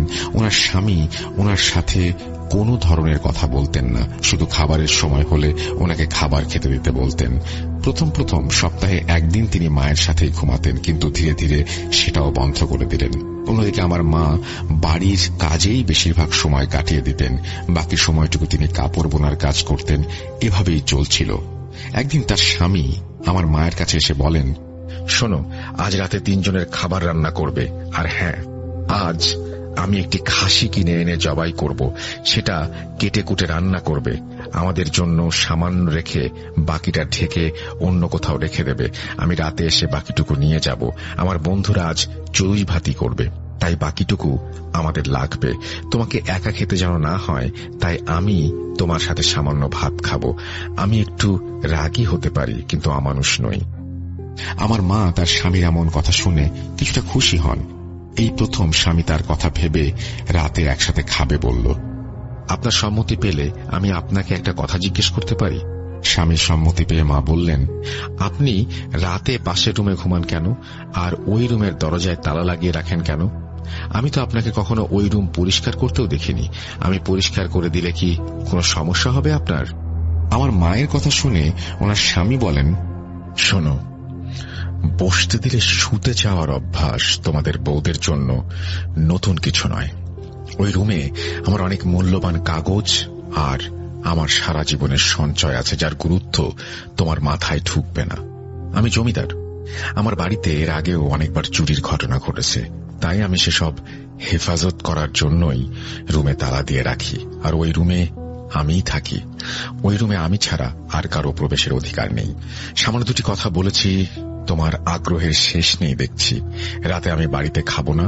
তুমি নিজের জন্য খাবার রেখে বাকিটা আলাদা করে রেখো, আমি সময় মতো এসে নিয়ে নিব। নিজের স্বামীর মুখ থেকে এমন কথা শুনে আমার মা বেজায় কষ্ট পান। মুখ বুজে সব সহ্য করেন তিনি, কেননা তার এছাড়া আর কি বা করার আছে। বিকেলের দিকে ওনার স্বামী মস্ত বড় এক খাসি নিয়ে হাজির হন। বাড়ির উঠোনে জবাই করেন সেই খাসি। আমার মা তার স্বামীর কথা মতো খাসির মাংস রান্না করেন এবং সামান্য রেখে বাকিটুকু ভালোভাবে গরম করে শিকেতে তুলে রাখেন। রাতে ওনার স্বামী এসে মাংসের হাড়ি নিয়ে তড়িঘড়ি করে বেরিয়ে পড়েন। বাড়ির জানালা দিয়ে আমার মা নিজের স্বামীর বাড়ির দিকে থাকা জঙ্গলে বিলীন হয়ে যাওয়া দেখতে থাকেন। হঠাৎ করেই তার স্বামী কিছু একটার সাথে হোঁচট খেয়ে পড়ে যান। সাথে সাথে আমার মা ওনাকে সাহায্য করার জন্য বাড়ির বাইরে এসে ওনাকে তুলতে যাবেন। এমন সময় স্বামী বলেন, কার অনুমতি নিয়ে এত রাতে তুমি বাইরে বের হয়েছ? আমি কি তোমাকে ডেকেছি? বিয়ের আগে তোমার বাবা বলেছিল তোমরা ভদ্রলোক। এই ভদ্রতা এত রাতে বাইরে বের হওয়া শিখেছ? ওনার কথা শেষ হবার আগেই বাড়ির সামনের দিকে থাকা ঝোপঝাড়ের ভেতর থেকে খচখচ আওয়াজ ভেসে আসে আমার মায়ের কানে। স্বামীর আদেশে আমার মা দ্রুত ঘরে চলে যান। আজ আমার মা নিজের স্বামীর ব্যাপারে নতুন এক ব্যাপার লক্ষ্য করেন, যা আগে কখনো দেখেননি। তিনি দেখেন ওনার স্বামীর বাম পায়ের হাঁটুর নিচ থেকে পায়ের গোড়ালি পর্যন্ত একটি লাকড়ি বাঁধা। ওনার পায়ের মাঝের অংশটা নেই বলতে সেখানে মাংস ছিল না, একেবারে চিকন হয়ে যেন হাড়ের সাথে শুধু চামড়া লেগে আছে। এসব দেখে মা বেশ ভয় পেয়ে যান, কিন্তু বরাবরের মতোই মুখে কুলুপ এঁটে বসে থাকতে হয় ওনাকে। উনি ঘরে এসে আবার নিজের স্বামীর চলে যাওয়া দেখতে থাকেন। হঠাৎ তিনি খেয়াল করেন আবছা অন্ধকারে ওনার স্বামী ঝোপের আড়ালে চলে যাচ্ছেন, আর সেই ঝোপের দিকে দুইটি সবুজ আলো জলজল করছে। হঠাৎ সেই আলো রং পরিবর্তন করে লাল রং ধারণ করে। আমার মা ভয়ে জানালা থেকে সরে আসেন। সেদিন রাতে ওনার স্বামী বাড়িতে ফেরেননি। শেষ রাতে ফজরের নামাজ পড়ে আমার মা সামান্য কিছু সময় ঘুমিয়েছিলেন। হঠাৎ ভারী গলার চিৎকার শুনে ওনার ঘুম ভেঙে যায়। মা উঠে দেখেন ওনার স্বামী রাগান্বিত হয়ে ওনার দিকে তাকিয়ে আছেন। মা দ্রুত উঠে বসতেই তার স্বামী বলতে শুরু করেন, তোমার কি নিজেকে রানী ভাবার মতো অসুখ করেছে? এত সকালে রানীর মতো ঘুমাচ্ছ যে? ঘরে কি তোমার জন্য 14টা দাসী রাখা আছে যারা তোমার জন্য কাজ করবে? আমার মা স্বামীর কাছে ক্ষমা চান। ওনাকে ক্ষমা করা হয়, কিন্তু সেই ক্ষমার একটি প্রতীক হিসেবে ওনার গালে 5টি বড় বড় আঙুলের ছাপ স্পষ্ট থেকে স্পষ্টতর হয়ে উঠছিল। মা দ্রুত সকালের খাবার তৈরি করেন। সেদিন ওনার স্বামী বাড়িতেই ছিল। খেয়ে দিয়ে নিজের রুমে গিয়ে ঘুমিয়ে পড়েছিল হয়তো, কিন্তু মা কিছুতেই যেন স্বস্তি পাচ্ছিলেন না। ওনার মনে ঘুরপাক খাচ্ছিল অজস্র না জানা প্রশ্ন, যার উত্তর কেবল স্বামী ওনাকে দিতে পারেন। কিন্তু ওনার স্বামীর কাছে উত্তর চাওয়া মানে কুমিরের মুখ থেকে মাংসের টুকরো বের করে নিয়ে আসা, অর্থাৎ এক কথায় অসম্ভব। কাজ শেষ করে মা নিজের রুমে শুতে যাবেন, এমন সময় দেখেন ভেতরের রুম থেকে আলো বেরিয়ে আসছে। হয়তো অতিরিক্ত গরম থেকে বাঁচার জন্য ওনার স্বামী রুমের ভেতরে থাকা জানালা খুলে দিয়েছেন। উনি দরজার ফাঁকা দিয়ে ভেতরে দেখার চেষ্টা করেন। সামান্য আলোয় উনি দেখেন রুমের মাঝ বরাবর কালো কুচকুচে সিংহ বা নেকড়ে আকৃতির একটি মূর্তির মতো কি যেন রাখা। হঠাৎ উনি দেখতে পান ওনার স্বামী দরজার ওই পাশ থেকে সেই ফাঁকা স্থান দিয়েই ওনার দিকে তাকান। রুম থেকে বের হন ওনার স্বামী। বের হয়ে মাকে ইচ্ছে মতো মারধর করেন। চোখের অশ্রু ফেলা ছাড়া আমার মায়ের আর কিছু করার ছিল না। ওনার হাতে কালশিটে পড়ে যায়। উনি 2 দিন শয্যাশায়ী অবস্থায় থাকেন। এরপর থেকে মা সেই দরজার কাছে যাবারও সাহস করেননি। একদিন সকালে ওনার স্বামী চলে যাবার পর এক মহিলা বাড়িতে আসে, যাকে মা আগে কখনো দেখেননি। মহিলাকে চেনেন না জন্য বেশি কিছু না বলে দরজা আটকাতে যাবেন, এমন সময় তিনি বলেন, তুমি এই বাড়ির প্রথম বউ নাও। এই কথা শুনে আমার মায়ের পায়ের নিচ থেকে মাটি সরে যায়। আমার মা মহিলাকে বেশ রাগান্বিত হয়ে বলেন, এই কথা বলার আপনি কে? আপনি এই কথা কিভাবে জানেন? কে আপনি? উত্তরে মহিলা নিজের পরিচয় দেন। আমার মাকে এমন কিছু কথা তিনি বলেন যা শুনে আমার মা বিশ্বাস করতে বাধ্য হন। মা মহিলাকে ঘরের ভেতরে এসে যা বলার বলতে বলেন। মহিলা বলতে শুরু করেন, তুমি এই বাড়ির প্রথম বউ নও। এর আগে তোমার স্বামী আরো 2টি বিয়ে করেছে। ওনার বাকি 2 জন স্ত্রী এখনো বেঁচে আছে। আমার পরিচয় আমি নিজে না দিলে তোমার জানার কথা না। আমি তোমার স্বামীর ছোট ভাইয়ের বউ। আমি তোমাকে সাবধান করতে এসেছি। আমার মা মহিলার কথার উত্তরে বলেন, আমি শুনেছিলাম ওনার এক ছোট ভাই আছে, কিন্তু আমি নিশ্চিত ছিলাম না। আর ওনার আগের 2 স্ত্রীরা কোথায়? আর ওনারা যদি বেঁচেই থাকেন তাহলে উনি আমাকে কেন বিয়ে করেছেন? এভাবে আমার জীবন নষ্ট করার মানে কি? মহিলা প্রশ্ন শুনে আমার মায়ের দিকে কিছুটা সময় তাকিয়ে দীর্ঘশ্বাস ছেড়ে বলেন, লোভ। এই লোভ তোমার স্বামীকে পশু বানিয়ে দিয়েছে। আমাকে বলো তো, তোমার স্বামীকে তুমি বিয়ের পর কয়বার খোদার সামনে মাথা নত করতে দেখেছ? আমি হলপ করে বলতে পারি 1টি বারের জন্য না। তোমার চুপ থাকাই এর প্রমাণ। তোমার স্বামী একজন। মহিলার কথা শেষ হতে না হতেই দরজা ধাক্কানোর শব্দ পাওয়া যায়। মা কোন রকমে মহিলাটিকে বিছানার নিচে লুকাতে বলেন। দরজা খুলতে চান তিনি। কথায় আছে, যেখানে বাঘের ভয় সেখানে শুনতে হয়। দরজা খুলে মা দেখেন ওনার স্বামী দরজায় দাঁড়ানো। দরজার সামনে থাকা মহিলার জুতা খেয়াল করেননি স্বামী। তার স্বামী নিজের রুমে চলে গেলে মা দ্রুত সেই মহিলাকে বাড়ির বাইরে পাঠিয়ে দেন। যাবার আগে তিনি বলেন, যত দ্রুত সম্ভব এই বাড়ি থেকে চলে যাও। এটা একটা শয়তানের বাড়ি। জানোয়ার ওটা, ওর সাথে তোমার মতো মেয়ে থাকতে পারবে না। নিজের প্রাণ বাঁচাতে চাইলে এখনই চলে যাও। মহিলার এই কথা শুনে মা কিছুই বুঝতে পারছিলেন না। অন্যদিকে প্রতিনিয়ত মনে নতুন নতুন প্রশ্নের জন্ম নিচ্ছিল। হঠাৎ একদিন রাতে মা কাপড় বোনার কাজ করছেন, এমন সময় তার স্বামী এক বৃদ্ধা মহিলাকে বাসায় নিয়ে আসেন।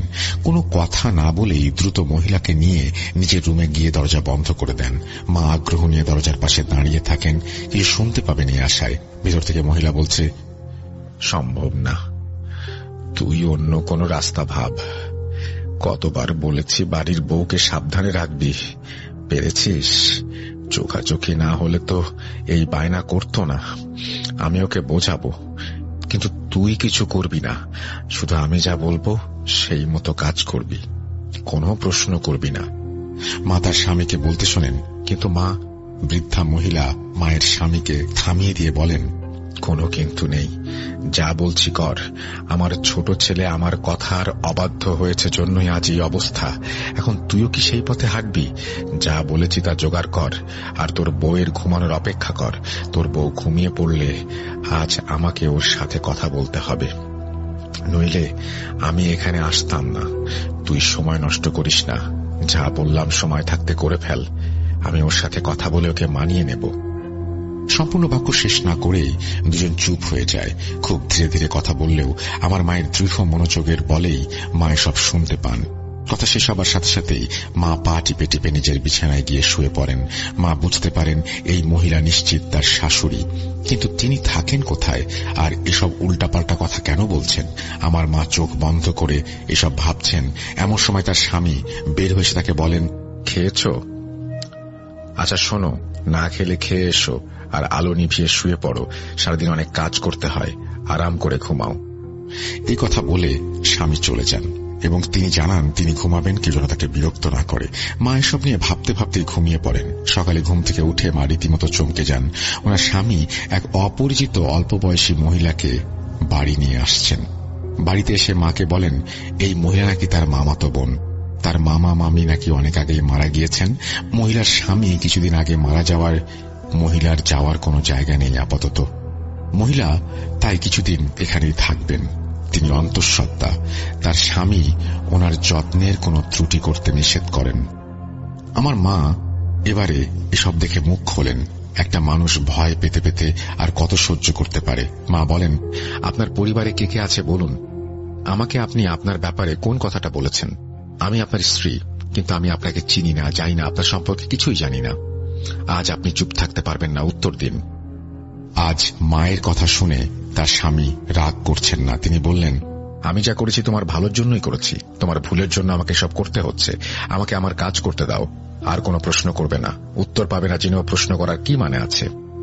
এবারেও মাকে চুপ থাকতে হলো। নিজের স্বামীর কথার কাছে এবারেও তার হার স্বীকার করতে হলো। এদিকে মায়ের বিয়ের 2 বছর পার হয়ে যাচ্ছে। সেদিন রাতে খাওয়া দাওয়া শেষ করে মায়ের স্বামী তার বোনকে নিজের রুমে রেখে মায়ের সাথে এসে ঘুমিয়ে যান। সকালে তিনি বের হয়ে যাবার পর সেই অন্তঃসত্ত্বা মহিলার সাথে মায়ের কথা হয়।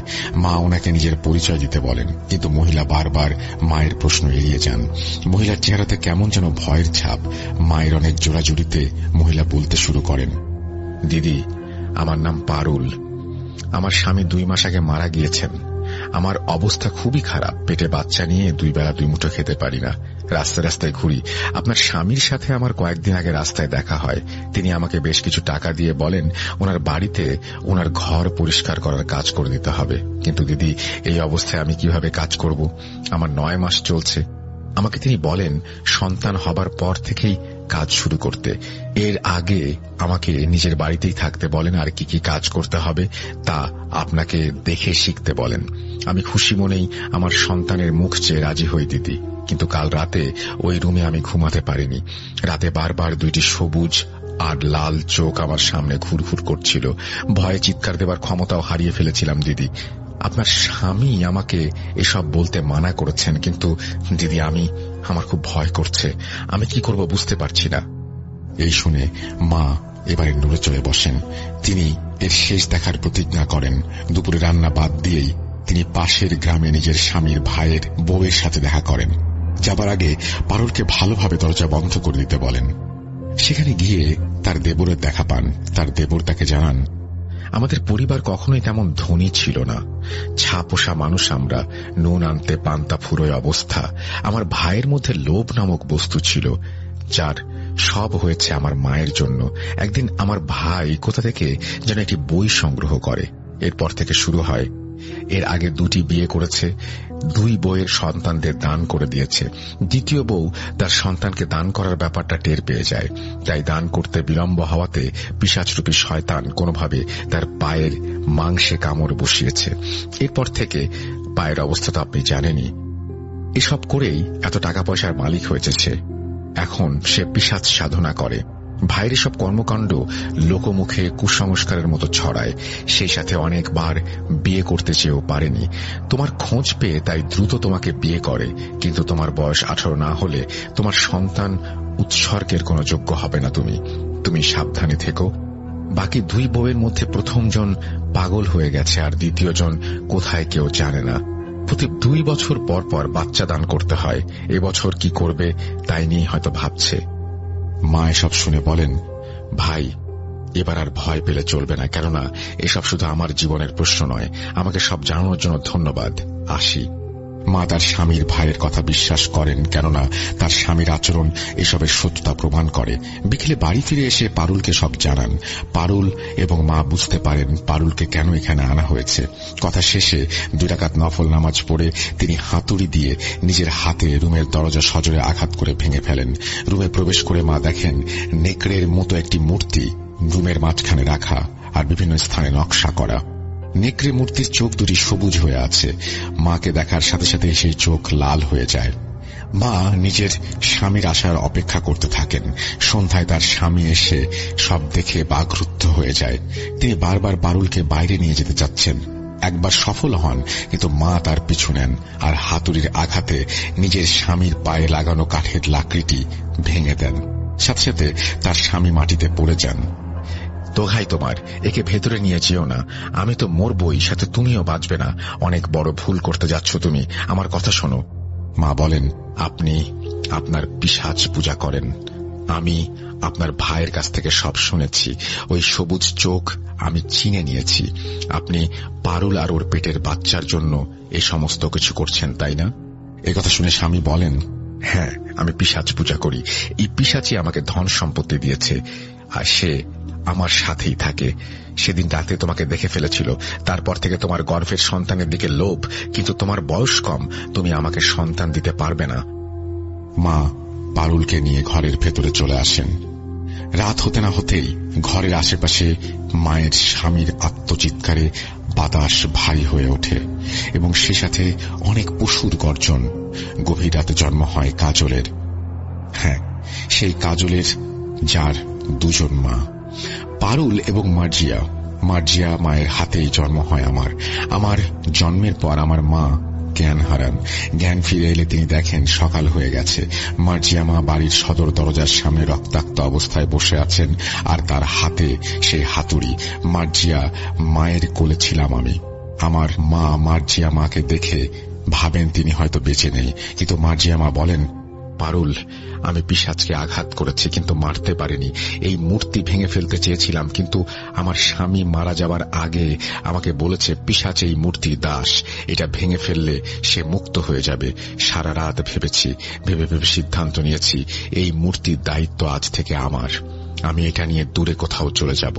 ওই সামনে দেখো একটা গভীর কুয়া, সেখানে পিশাচ আমার স্বামীকে নিয়ে গিয়েছিল। তার সাদা পাঞ্জাবি রক্তে ভেজা। আমি এই পিশাচকে আর কারো ক্ষতি করতে দেব না। মার্জিয়া মা, আমার জন্মদাত্রী, মায়ের হাতে চিঠি দিয়ে তাকে সেখান থেকে পাঠিয়ে দেন। মা সেই চিঠি নিয়ে মার্জিয়া মায়ের বলা ঠিকানায় গিয়ে দেখেন এটা মার্জিয়া মায়ের বাবার দোকান।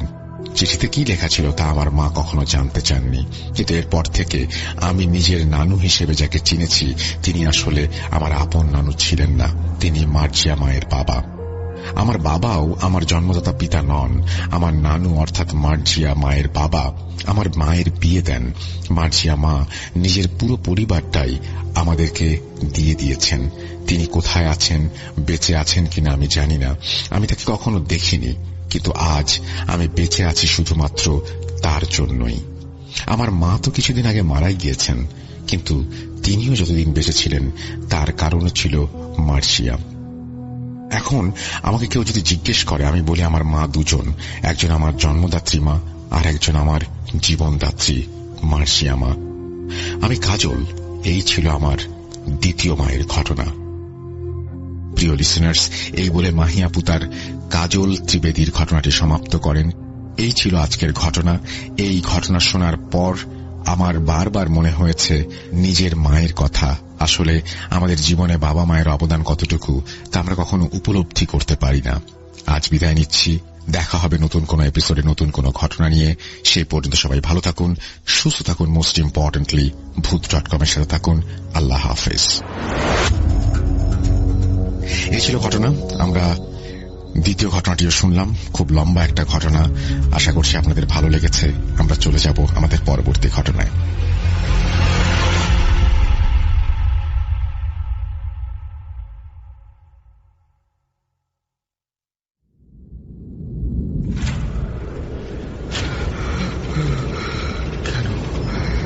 কেন তুমি আসো? আমি শুধু তোমার সাথেই থাকতে চাই। কিভাবে সম্ভব? মৃতদের এই পৃথিবীতে থাকতে নেই। তুমি চলে যাও, চলে যাও, প্লিজ চলে যাও। সবটাই কি ইলুশন, নাকি অন্য জগতের কেউ কখনো হাজির হয়ে যায় চোখের পলকে? ভূত.com with Russell। Welcome back. 200তম এপিসোড শেষ হওয়ার পরে 201তম এপিসোড চলছে এবং এই এপিসোডটি খুবই ইন্টারেস্টিং হচ্ছে আমার ধারণা। এবং আমরা এখন একটা অডিও ক্লিপে যাব। আশা করছি অডিও ক্লিপটি আপনাদের ভালো লাগবে। ভালো লাগলে অবশ্যই আমাদের জানাবেন, ভালো না লাগলেও আমাদের জানাবেন। আমাদের ইমেল অ্যাড্রেস russell.booth.com@gmail.com। আমরা আপনাদের অপেক্ষায় থাকব। এত লম্বা একটা সময় ধরে আপনাদেরকে এপিসোড উপহার দিচ্ছি, ঘটনা উপহার দিচ্ছি। এখন ভাবতেও ভালো লাগে যে এতদিন পর্যন্ত আপনারা যেহেতু সঙ্গে আছেন, সামনের অনেকটা পথ হয়তো একসাথে হাঁটতে পারবো। কথা না বাড়িয়ে চলে যাচ্ছি ঘটনায়।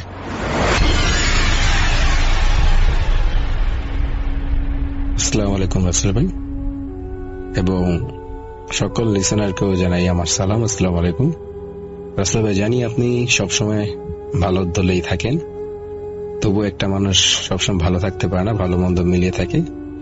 আল্লাহর কাছে দোয়া করি যাতে আপনি সবসময় ভালো থাকেন। আমি রাকিব সায়েম বলছি নারায়ণগঞ্জ থেকে। রাসেল ভাই, আমি সেই 2010 থেকে আপনার ভূত FM শুনে আসছি, মানে শুরুর দিক থেকেই। এখন ভূত.com শুনছি। আসলে আপনার এই শো শোনা ছাড়া রাতে আমার ঘুমিয়ে আসে না। এত বছরে কখনো আপনাকে ঘটনা পাঠানো হয়নি বা সুযোগ মিলেনি, বা বলতে পারেন সাহস করতে পারিনি। তবুও কিছুদিন বা কিছু মাস আগে আপনাকে একটা ঘটনা লিখে পাঠাই যে আমার মার সাথে ঘটে গিয়েছিল। সেই ঘটনাটি সিলেক্ট হয়নি, হয়তো বা আমি গুছিয়ে লিখতে পারিনি, তাই আজকে ভয়েস রেকর্ডের মাধ্যমে ঘটনা পাঠাচ্ছি। ঘটনাগুলো হচ্ছে আমার নিজের সাথে ঘটে যাওয়া কয়েকটি ঘটনার মধ্যে আমি আজকে 3টি ঘটনা বলবো। যদি সিলেক্ট হয় তাহলে আগামীতে আমার সাথে ঘটে যায় বা ফ্যামিলির সাথে ঘটে যাওয়া অনেক ঘটনা আছে আশেপাশে, সেগুলো শেয়ার করব। যাই হোক, আমি সরাসরি ঘটনায় চলে যাচ্ছি।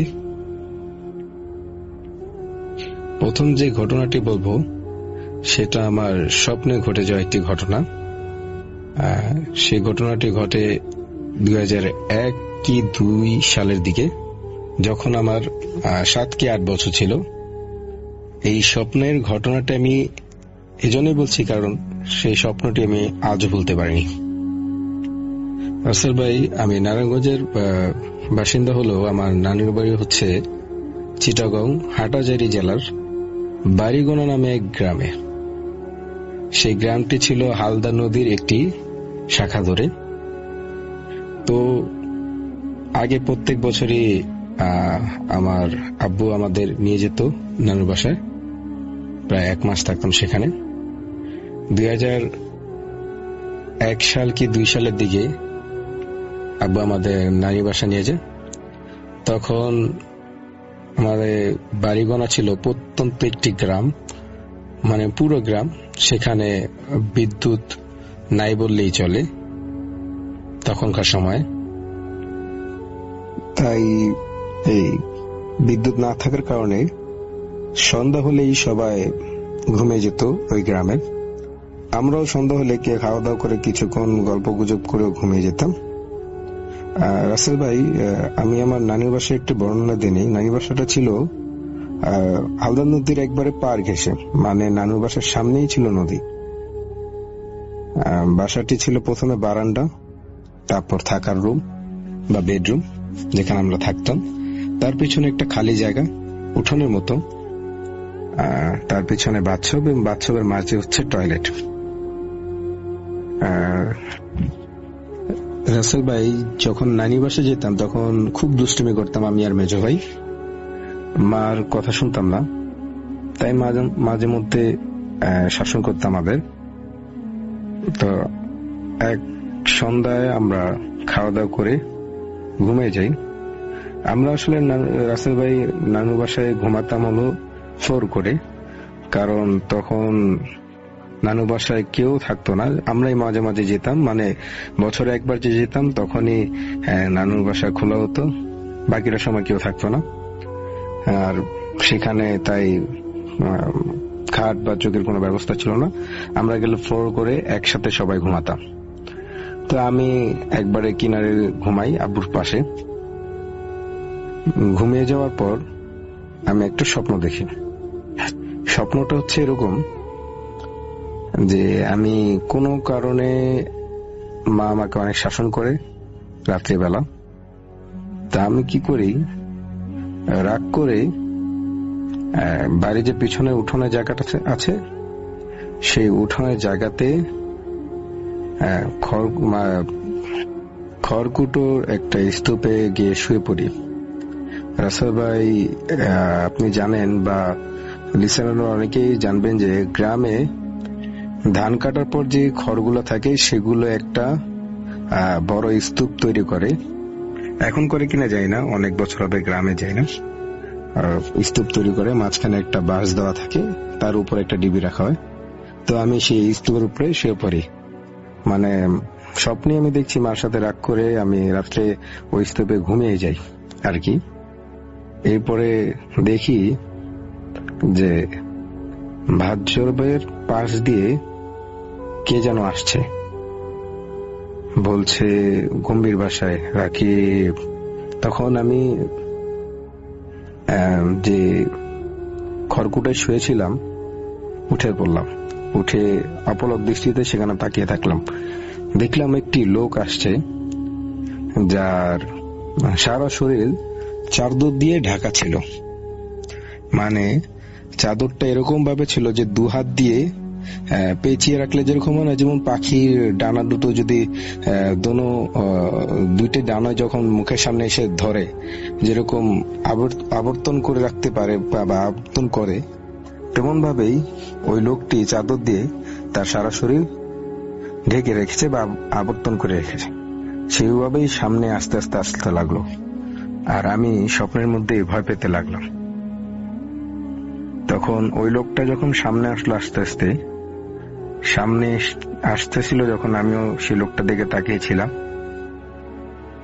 তো সামনে আসার পর এমন হলো যে সে দুই হাত দিয়ে যে চাদর দিয়ে তার সারা শরীর বা মুখ ঢেকে রেখেছিল না, সে আস্তে আস্তে তার হাতটা সরাতে লাগলো চাদর সহ, আর তার মুখটি স্পষ্ট হতে লাগলো আমার সামনে।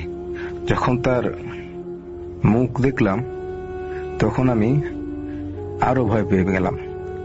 এতটা ভয় পেয়ে গেলাম যে যা বলে বুঝাতে পারবো না। সেই মুখটি আমার চোখে এখনো ভাসছে, যে কারণে সেই স্বপ্নটি আমি আজও ভুলতে পারিনি। এখনো আমার সেই স্বপ্নের কথা মনে পড়ে। সেই মুখটি ছিল অনেক বিভৎস এবং সে চাদরটি সরিয়ে হাসতে লাগলো। এর কয়েক সেকেন্ডের মধ্যেই এমন হলো যে মানে বাস্তবের দিকে যে আমি কথা বলতে পারছি না, আমি নড়াচড়াও করতে পারছি না। এরকম মনে হচ্ছিল যে কেউ আমাকে জোর করে বেঁধে রাখছে এবং আমার মুখ চেপে ধরেছে। পাশে আমার আব্বু শোয়া ছিল, আমি তাকেও ধরতে পারছি না। মানে আমি ঘুমের থেকে তখন মনে হচ্ছে যে আমি সজাগ হয়ে গেছি, কিন্তু আমি নড়াচড়া করতে পারছি না। কিন্তু যখন হঠাৎ আব্বুর হাতটি আমার শরীরে পড়লো, তখন আমি যেমন দম ছাড়তে পারলাম এবং কথা বলতে পারলাম, নড়াচড়া করতে পারলাম। তখন আব্বু বলে জোরে চিৎকার দিয়ে আব্বুকে জড়িয়ে ধরলাম। সে বলল কি হয়েছে, তখন আমি কিছু বলতে পারিনি। আব্বু আমাকে বলল যে আচ্ছা ঠিক আছে, ঘুমায় পড়ো, খারাপ স্বপ্ন দেখছো হয়তো। তারপরে আমি বুঝতে পারলাম বড় হয়ে যে এটাকে বোবায় ধরা বলে। তো সেই প্রথমেই ঘুমের ভেতরে আমাকে বোবায় ধরেছিল এবং আজ পর্যন্ত আর এরকম কোন স্বপ্ন হয় দেখিয়েনি, আর আমার বোবায় ধরেনি। সেই কারণে এই স্বপ্নটি আমার এখনো মনে পড়ে এবং মনে পড়লে এখনো ভয় লাগে। আর আমি হয়তো মনে করি যে আমি সেই বোবা জিনকে দেখেছি, যাকে দেখা মাত্র আমার প্যারালাইসিসের মতো অবস্থা হয়েছিল। দ্বিতীয় যে ঘটনাটি আমার সাথে ঘটে সেটা হচ্ছে 2009 সালে নারায়ণগঞ্জে, আমার পাইকপাড়া এলাকায়, আমার বাসার এখানে। তো ঘটনাটি হচ্ছে এবং যে যখন 2009 হয় তখন আমি ক্লাস 9-এ পড়তাম। তখনকার সময় আমার মধ্যে একটা কিউরিওসিটি তৈরি হয়, বা বলতে পারেন এর 1 বছর আগে বা 2 বছর আগে থেকে আমার ভেতর থেকে ভূতের ভয়টা আগে চলে যায়। একটা কিউরিওসিটি হয় যে আমি ভূত বা জিন দেখব। মানে আমি তো মুসলমান হিসেবে তো এটাই বিশ্বাস করতো যে জিন বলতে কিছু আছে, আর প্যারানর্মাল কোনো ঘটনা ঘটে। তো সেই সময়টায় আমার মধ্যে এরকম কিউরিওসিটি থাকতো যে আমি একবার হলো এরকম ভূত বা জিন দেখব। তাই হতো কি যে আমার বাসার সামনে একটা পুকুর ছিল আগে, যা ডোবায় পরিণত হয় মসজিদের পাশে থেকে আমাদের বাসা অব্দি সে পুকুরটি। তো এর পাশেই একটা একতলা বিল্ডিং তোলা ছিল, এখন সেটা কমপ্লিট হয়ে গেছে, তখন কমপ্লিট ছিল না, শুধু নিচে দিয়ে ফাঁকা ছিল আর শুধু ছাদ ছিল। আর ওই বাসার পাশে আরো 2টি একতলা বিল্ডিং ছিল, সেগুলার ছাদও একদম অ্যাটাচ করা ছিল। আর যে ছাদটা খালি ছিল, মানে পাশে যে 2 বিল্ডিং ছিল সেটা তো কমপ্লিট ছিল, একতলা বিল্ডিং, কিন্তু যে বিল্ডিংটাতে আমি কথা বলছি সেটা কমপ্লিট ছিল না, মাঝখানে ফাঁকা ছিল। এর পশ্চিম সাইডে, মানে পশ্চিম দক্ষিণ সাইড দিয়ে ডোবার জায়গাটা ছিল, ফাঁকা ছিল, আর একটা ডুমুর গাছ ছিল। তো রাসেল ভাই, আপনি তো জানেনই যে 2009 সালের সময় বা অনেক লোডশেডিং হতো গরমের কালে, কারেন্ট চলে গেলে আসার আর সম্ভাবনা থাকতো না। তো আমরা যারা বন্ধু ছিলাম বা বাসার ভাই ব্রাদার ছিলাম, তারা ওই ছাদে আড্ডা মারতাম। কিন্তু বেশিরভাগ সময় 12টার পর আর ওখানে কেউ আড্ডা মারতো না। কিন্তু যখনই কারেন্ট যেত, 12টা হোক, 1টা হোক, 2টা হোক, আমি ওই ছাদে উঠতাম। আর আমার কাছে একটা মোবাইল ছিল তখন, চায়না মোবাইল, সেটা লাউডে গান বাজিয়ে আমি পায়চারি করতাম সবসময় ছাদে। আর চিন্তা করতাম যদি কিছু দেখি, প্যারানর্মাল কিছু, এরকম একটা কিউরিওসিটি ছিল। এরকমই একটা রাত ছিল যখন কারেন্ট চলে যায় 1টা-1:30টার দিকে। তা আমি বাসা থেকে বেরিয়ে এসে ছাদে উঠে যাই। তো ছাদে উঠে আমি একাই পায়চারা করতে থাকি গান বাজিয়ে। তো ওই ছাদের পাশে আরেকটা যে বিল্ডিং ছিল সেটা হচ্ছে পশ্চিম উত্তর দিকে বিল্ডিংটা। ওই বিল্ডিং এর পিছনে একটা জাম গাছ ছিল আর একটা কোরে গাছ ছিল। সেটা নিয়েও একটা ঘটনা আছে যে কোরে গাছে একটা জিন ছিল। আমার এক চাচাকে জিনে ধরেছিল ওই কোরে গাছ থেকে। সেই কোরে গাছটা কাটা হয়ে যায়, কিন্তু এই গাছটা, জাম গাছটা তখন রয়ে গিয়েছিল। এখন জাম গাছটা নেই, যেহেতু কালের বিবর্তনে অনেক কিছু ভেঙে আধুনিক ভাবে জায়গা ভরাট করে বা গাছ কেটে বাসা বাড়ি তৈরি করা হচ্ছে এখন তেমনই। কিন্তু আগে ওই জায়গাটা একটা জাম গাছ ছিল। ওই জাম গাছের কোন সাইডেই, মানে ছাদের উপর একটা হাউস ছিল। তো তো অন্ধকারের ভিতরে আমার মনে হলো যে ওই হাউজের পাশে থেকে কে যেন আমার দিকে তাকিয়ে আছে। আমি সরাসরি সেদিকে তাকালাম না, আমি যেহেতু পায়চারা করছি ছাদের এই পাশ থেকে ওই পাশ, মানে উত্তর থেকে দক্ষিণ, দক্ষিণ থেকে উত্তর দিকে পায়চারা করছি, আর সিঁড়িটা ছিল উত্তর দিকে।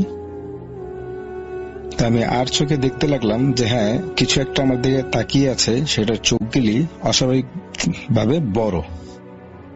আমি এটা লক্ষ্য করার পর অনেকটা ঘাবড়ে যাই। এত দিন যে কিউরিওসিটি ছিল যে কোনো প্যারানরমাল কিছু দেখবো, ভূত বা জিন দেখবো, কিন্তু যখন সেটা সম্মুখীন হই তখন আমার অবস্থা খুবই খারাপ হয়ে যায়। মানে ভেতর ভেতর খারাপ হচ্ছে, কিন্তু আমি তবুও নিজেকে কন্ট্রোল করছিলাম। আমি আর চোখে আর একটু ভালোভাবে দেখতে লাগলাম, মানে 2-3 পায়চারি করলাম, যে দেখলাম জিনিসটা হচ্ছে 2.5 ফুট কি 3 ফুটের সমান একটা বাচ্চার মতন। মাথায় কোনো চুল নেই, কিন্তু মাথাটা অনেক বড় এবং চোখগুলাও অনেক বড় বড়। সেটা ওই কোণা থেকে আমাকে দেখছে। আমি তারপর চিন্তা করলাম ওইটার দিকে সরাসরি না তাকিয়ে আমি যখন আবার দক্ষিণ থেকে উত্তর দিকে আসলাম, আস্তে আস্তে আমি সিঁড়ি দিয়ে নিয়ে বাসার দিকে চলে যাই আর কি। এই ঘটনা বলার কারণ হচ্ছে এই যে অনেকেরই কিউরিওসিটি দেখে, অনেকে অনেক সাহস দেখায়, যেমন আমিও বলি আমি অনেক সাহসী, কিন্তু মানুষ যত সাহসী হোক না কেন, যখন কোনো প্যারানরমাল বা অস্বাভাবিক কিছু বা দেখে বা সম্মুখীন হয়, তখন কিন্তু তার ওই সাহস রেখে মানে সাহসটা ধরে রাখাটা খুবই হয়ে যায়।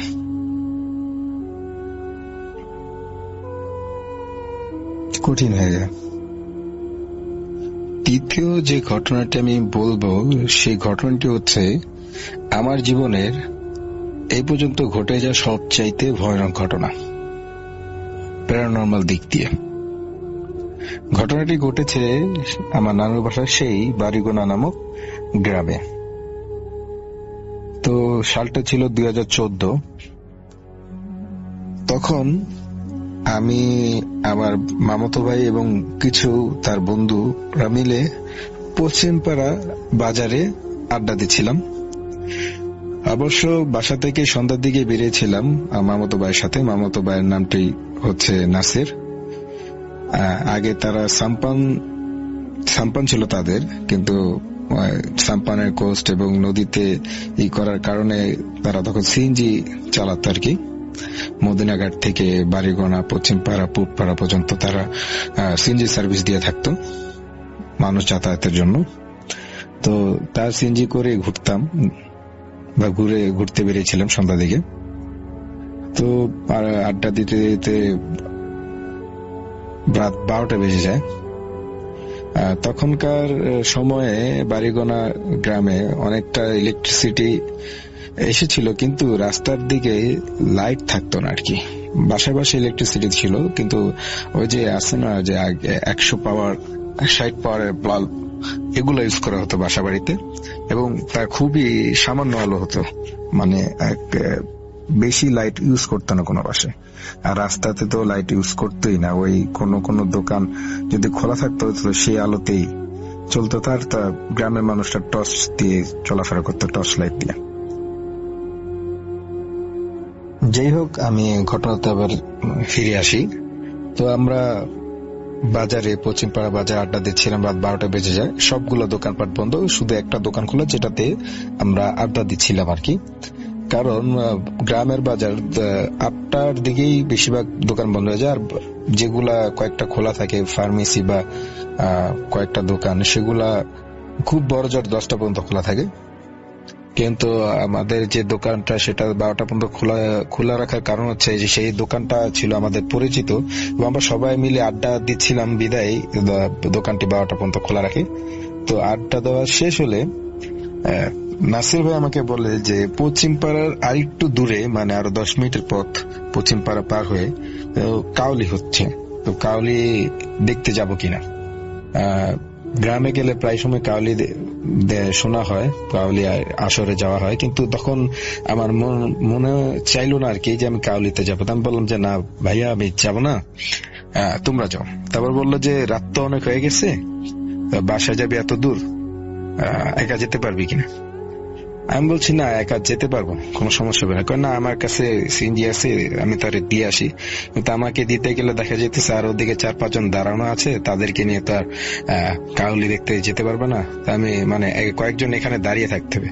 তো আমি বললাম যে না, লেট করার দরকার নেই, তোমরা সবাই মিলে কাউলি দেখতে যাও, আমি একা যেতে পারবো, কোনো অসুবিধা নেই। আর তখন আমার স্মোক করার ছিল, হ্যাবিট ছিল। তো আমি থেকে দোকান থেকে 2টা সিগারেট নিয়ে নিই, যাওয়ার পথে স্মোক করতে করতে যাব ভেবে নিলাম।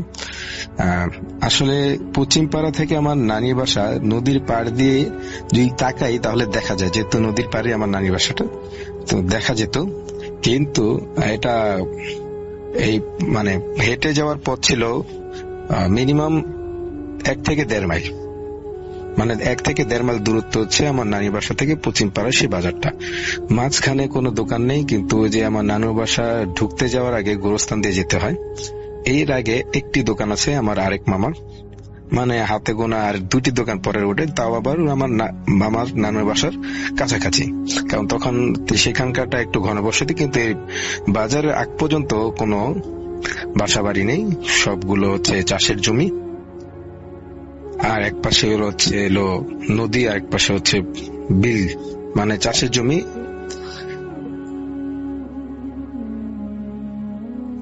তো তারাও চলে গেল, আমিও বাসার দিকে রওনা দিলাম। তখন মানে সেই রাতটা ছিল হয়তো অমাবস্যার রাত, কারণ গুটগুতে অন্ধকার ছিল, আশেপাশে বেশি দূর তাকিয়ে দেখা যাচ্ছিল না, মানে পথও দেখা যাচ্ছিল না। আর তাই আলোর যে প্রয়োজনটা মেটাবো সেটা মিটছে না, কারণ আমার কাছে যে মোবাইলটি ছিল সেই মোবাইলটি ছিল নোকিয়া আশা, অ্যান্ড্রয়েড মোবাইল তখন আমি ইউজ করিনি। আশা মোবাইলটা ছিল টাচ এন্ড টাইপ, ওইটার ডিসপ্লের আলোতে যতদূর দেখা যায় ততদূর আমি, আর রোডটা যে পথ, সে পথটা আমার অনেক পরিচিত ছিল বিদায় আমি যেতে পারছিলাম, কারণ আন্দাজ করতে পারছিলাম পথটা কোন দিকে যাবে। গ্রামের পথ বুঝতেই পারেন, আঁকা বাঁকা পথ, আর পথটি ছিল কোথাও ইট দেওয়া, কোথাও মেটো পথ, আর দুপাশে ছিল অনেকগুলো গাছ, সিম গাছ। তো পশ্চিমপাড়ার বাজার থেকে বের হলাম। পশ্চিমপাড়া বাজার থেকে বের হওয়ার সময় বা ঢোকার সময় 2টা তাল গাছ পড়ে। 2টা তাল গাছের নিয়ে অনেক ঘটনা আছে ওই গ্রামে, মানে শুনেছি আমি যে 2টা তাল গাছে নাকি বদজিন থাকে। তো যাই হোক, পশ্চিমপাড়া বাজার থেকে বেরিয়ে কয়েক কদম পার হতেই, মানে যেমন 1 মিনিট হাঁটার পরই পিছন থেকে কে জানি আমাকে ডাক দিয়ে উঠলো, এমন ভাবে বলে উঠলো, এই রাকিব, ধারা। আমি হঠাৎ করে দাঁড়িয়ে গেলাম, দাঁড়িয়ে ভাবতে লাগলাম যেহেতু একা একা যাচ্ছি, অন্ধকার পথ, মনে একটু হলো ভয় আছে, সেই ভয়ের কারণে হয়তো মনে হচ্ছে যে কেউ আমাকে ডাকছে। তারপর আমি হাঁটতে লাগলাম, হাঁটার পর আবার বললো, এর কি, তোর দাঁড়াতে বললাম না, দাঁড়া। আমি আবার একটু দাঁড়ালাম, এখন পিছনে তাকাতে নিব, এই সময় মনে পড়লো, কারণ গ্রামে গেলেই মামা আছে বা অনেকের মুখেই অনেক ঘটনা শুনতে পাই যে অমুকের ঝিনে ধরেছে, অমুকের এই ঘটনা ঘটেছে।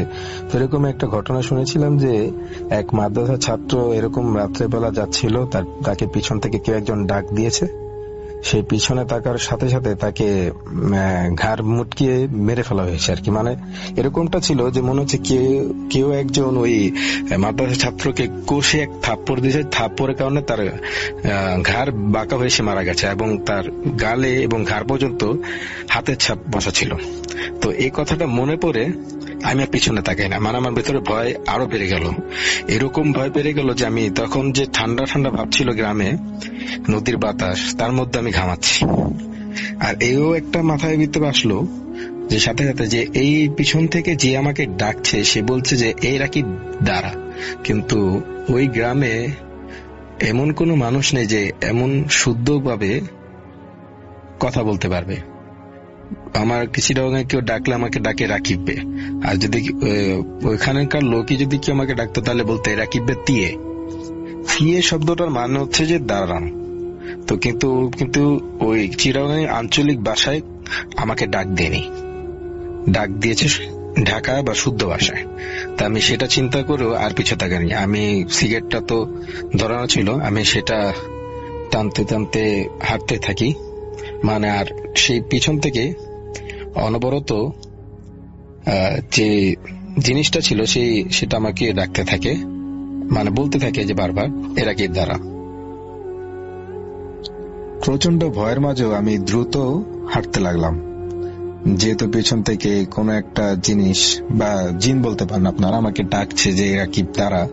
তো একটা মানুষের পেছন থেকে যদি কেউ ডাকি ভাবে, তখন রাত 12টা বাজে, গ্রামের পথ, অমাবস্যা রাত, অন্ধকারচ্ছন্ন,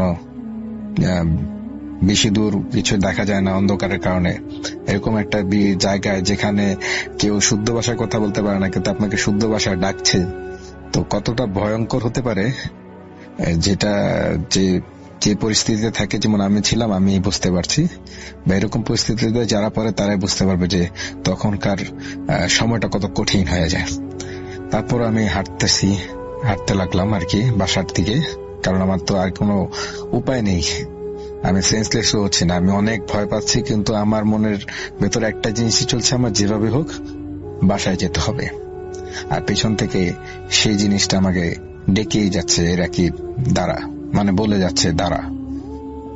হাঁটতেছি অনেকটা পথ পার হওয়ার পর, মানে ওই যে চাষের জমি থাকে না, বিলের মাঝখানে একটা উঁচু জায়গা করা হয়েছে, মানে একটা সরু পথ দিয়ে। সেই উঁচু জায়গার ভিতরে একটা প্রাইমারি স্কুল। তো সেই প্রাইমারি স্কুল নিয়েও অনেক ঘটনা শুনেছি, যে প্রাইমারি স্কুলের পাশে নাকি অনেক বাচ্চা মারা যেত এবং বাচ্চাগুলোকে উপর করে মাটির ভিতরে গুজে রাখত।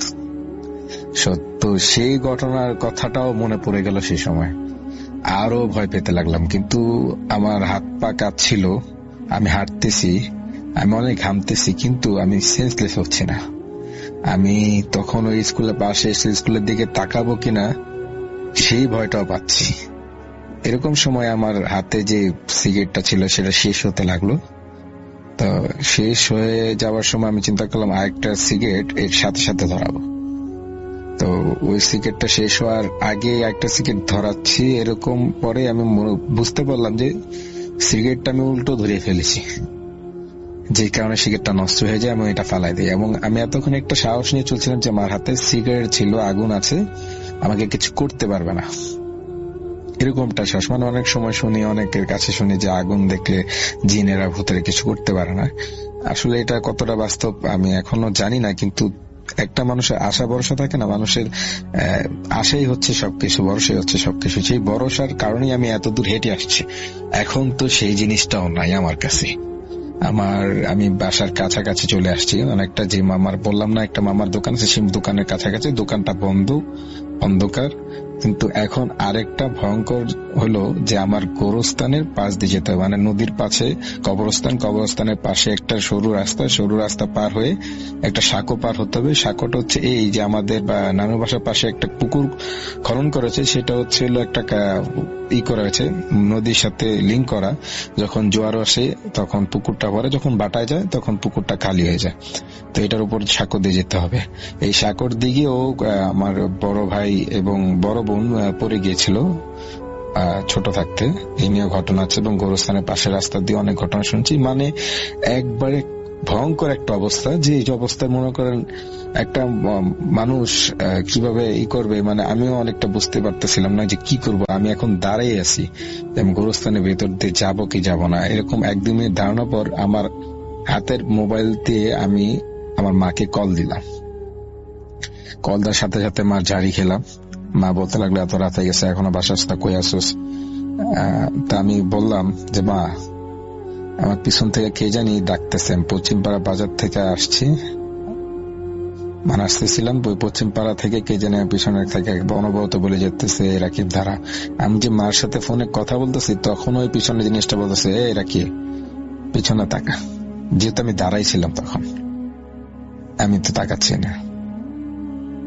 তারপর হলো মা বলতেছে তৎক্ষণে, তুই বাবা বাসায় আসিস না গোরস্থান দিয়া, তুই একটু সামনে তোর ফরাই মামার বাসায় চলে যা। ফরাই মামা হচ্ছে সেই যে নাসির ভাই আছে না, নাসির ভাইয়ের বাবা। তো ফরাই মামার বাসা হচ্ছিল গোরস্থানে বাম সাইডের পর দিয়ে আর একটু সামনে, 1 মিনিট সামনে এগুলো রাস্তার পাশে একটা পুকুরের পরই তার বাসা।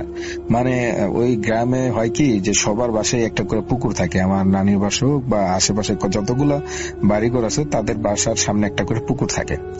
তো আমি যে মার কথা শুনে আমিও ফরাই মামার বাসার দিকে রওনা দিতে রাখলাম এবং ফরাই মামার মোবাইলে ডায়াল করলাম, করে বললাম যে মামা আমি তোমার বাসায় আসতেছি।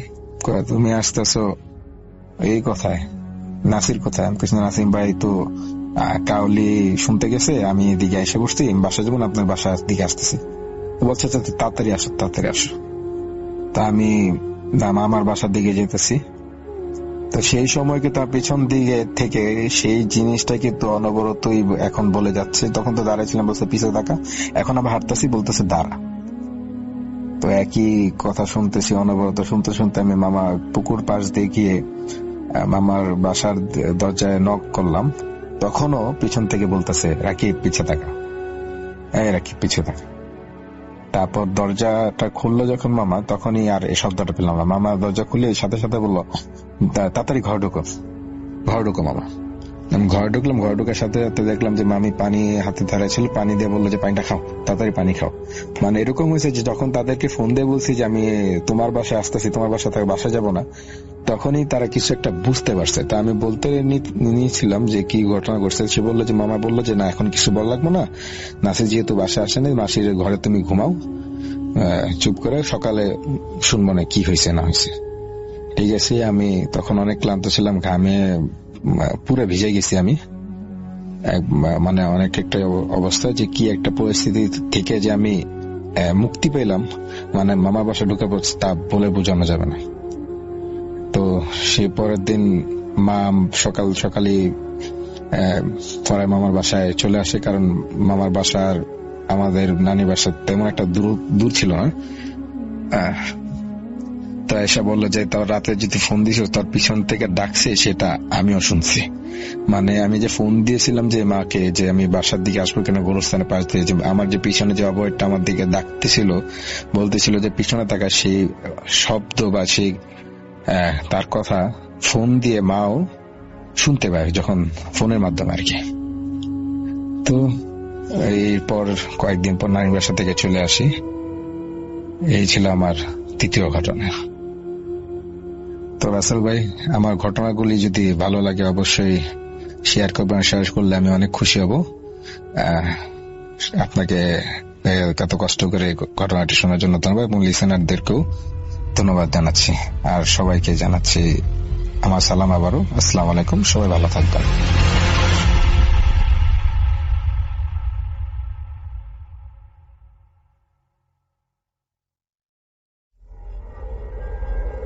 Spirit, be here with me.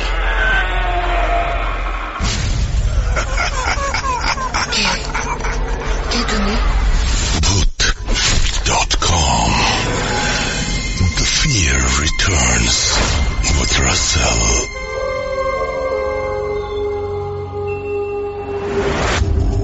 Welcome back, আমি রাসেল আছি সাথে। আপনারা শুনছেন ভূত.com, আর 201তম এপিসোড চলছে আজকে। এবং এই এপিসোডে আমরা সাবিত সিফাতের ঘটনা ছাড়াও আরো একটা অডিও ক্লিপ প্লে করেছি একটু আগেই।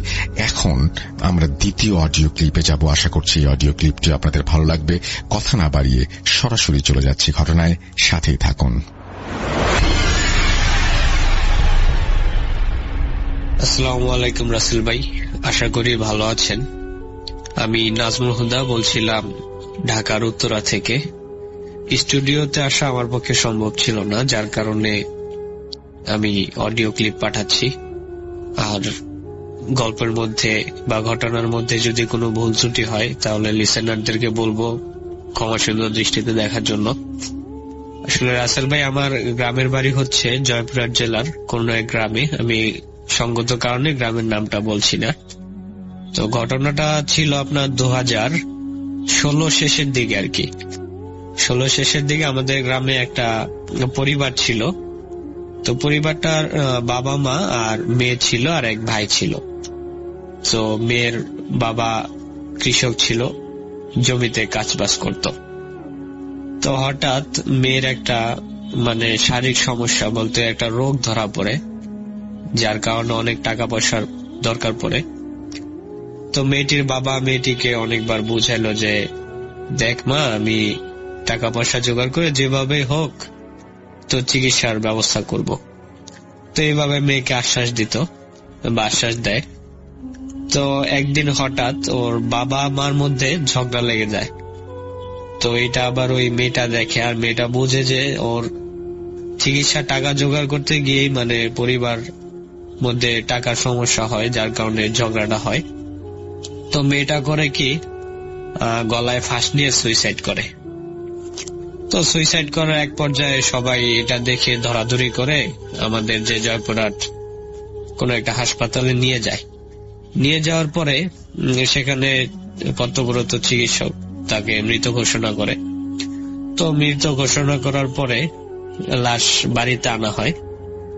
তো যেদিন লাশ বাড়িতে নিয়ে আসে বা বিকালে, সকালবেলায় ঘটনা ঘটে, তো লাশ বিকালে নিয়ে আসে। তো বিকালে নিয়ে আসার পরে সন্ধ্যার সময় আর কি লাশ গোসল করানোর পরে সবকিছু শেষ করে জানাজা পড়ানো হয়। জানাজা পড়িয়ে রাতে কবর দেওয়া হয়। তো বিষয়টা হচ্ছে রাসেল ভাই এরকম যে কবরটা দেওয়া হয় যে কবরস্থানটা ছিল মানে একদম নির্জন জায়গা, চারপাশে হচ্ছে গাছগাছালি, বাঁশঝাড়, ওইখানে কবরটা দেওয়া হয়। আর যেদিন কবর দেওয়া হয় সেদিন ছিল বেসিক্যালি শনিবার। আর আমরা ম্যাক্সিমাম সবাই জানি যে কালো জাদুর যে বিষয়গুলা থাকে সেগুলা ম্যাক্সিমাম সময় শনিবার আর মঙ্গলবার যারা আত্মহত্যা করে, সুইসাইড করে, তাদের শরীরের বডি বা কোন একটা এলিমেন্টস দিয়ে কালো জাদু করা হয়। তো যাই হোক রাসেল ভাই, যখন মাটি দেওয়া হয়, লাশ দাফন করা হয়, সবাই যার যার মতো বাসায় চলে যায়। পরের দিন সকালে দেখা যায় যে কবর খুঁড়া, লাশ কবরের উপরে উঠানো, কিন্তু লাশের গায়ে মাথা নাই, মানে মাথা কে বা কারা কেটে নিয়ে গেছে, আর লাশ উপরে উঠানো। তো এটা দেখে এলাকাবাসীর ভিতরে অনেক আতঙ্ক সৃষ্টি হয়, ভয় সৃষ্টি হয় যে লাশ এরকম উপরে উঠানো, লাশের আবার মাথা নাই। তো যাই হোক, এভাবে এলাকাবাসী আবার কি করলো, লাশটাকে পুনরায় আবার মাটি চাপা দিয়ে দেয়, সেই কবরের ভিতরে ফেলে মাটি চাপা দিয়ে দেয়। তো তারপর এইভাবে যাওয়ার পর কিছুদিন পর, ওই কিছুদিন বলতে 10-15 দিনের মাথায় সেই মেয়ের মা স্বপ্নে দেখতো যে তার মেয়ে মানে মাথা নাই, মাথা ছাড়া তার মেয়ে তার কাছে আসতেছে, আইসা বলতেছে যে মা আমাকে বাঁচাও, আমাকে কষ্ট দেওয়া হচ্ছে, আমি অনেক কষ্টের মধ্যে আছি, আমাকে এই হাত থেকে উদ্ধার করো। তো এইভাবে ওর মা প্রতিদিন রাতে স্বপ্ন দেখতো, আর সকালে উঠে ওর বাবাকে বলতো। তোর বাবা বলতো হয়তো তুমি রাতে ভুলভাল স্বপ্ন দেখছো, এটাই এরকম কিছু। পরের দিন যখন আবার ওর মা বাবা রাতে ঘুমায়, ঘুমানোর পর ওর মা খেয়াল করতেছে যে এটা স্বপ্ন না, মনে হচ্ছে যে বাস্তবেই ওদের ঘরের পিছনে মানে জানালার ওখানে কেউ দাঁড়ায় আছে। মানে এটা উনি ফিল করতেছে যে বোঝা যাচ্ছে যে জানালার পিছনে কেউ একজন দাঁড়ায় আছে। তো এইসব দেখতে দেখতে ওই রাতে আর কিছু বলে না। সকালে উনি উনার ওই মেয়ের বাবাকে বলে যে আমি গতকাল রাতে এরকম এরকম ফিল করতেছি যে জানলার পাশে কেউ দাঁড়ায় থাকে। তো এগুলা যাওয়ার পরে এটা তো ওর ফ্যামিলির সাথে হইলো। তো ওদের যে বাসা বা ওই কবরস্থানের ঠিক কিছু দূর, মানে মোটামুটি আপনার কতটুকু হবে, আধা কিলোমিটার দূরে একটা ইটের ভাটা ছিল।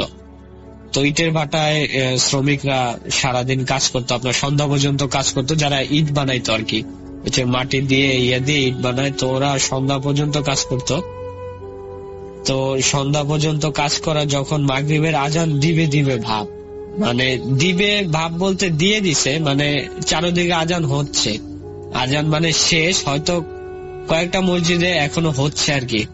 তো এমন সময় যে ইটের ভাটায় কাজ করতো একটা কর্মী, তো কর্মী হঠাৎ চিৎকার দিয়ে ওঠে, কে কোথায় আসো, আমারে বাঁচাও বলে সে মানে সেন্সলেস হয়ে যায়।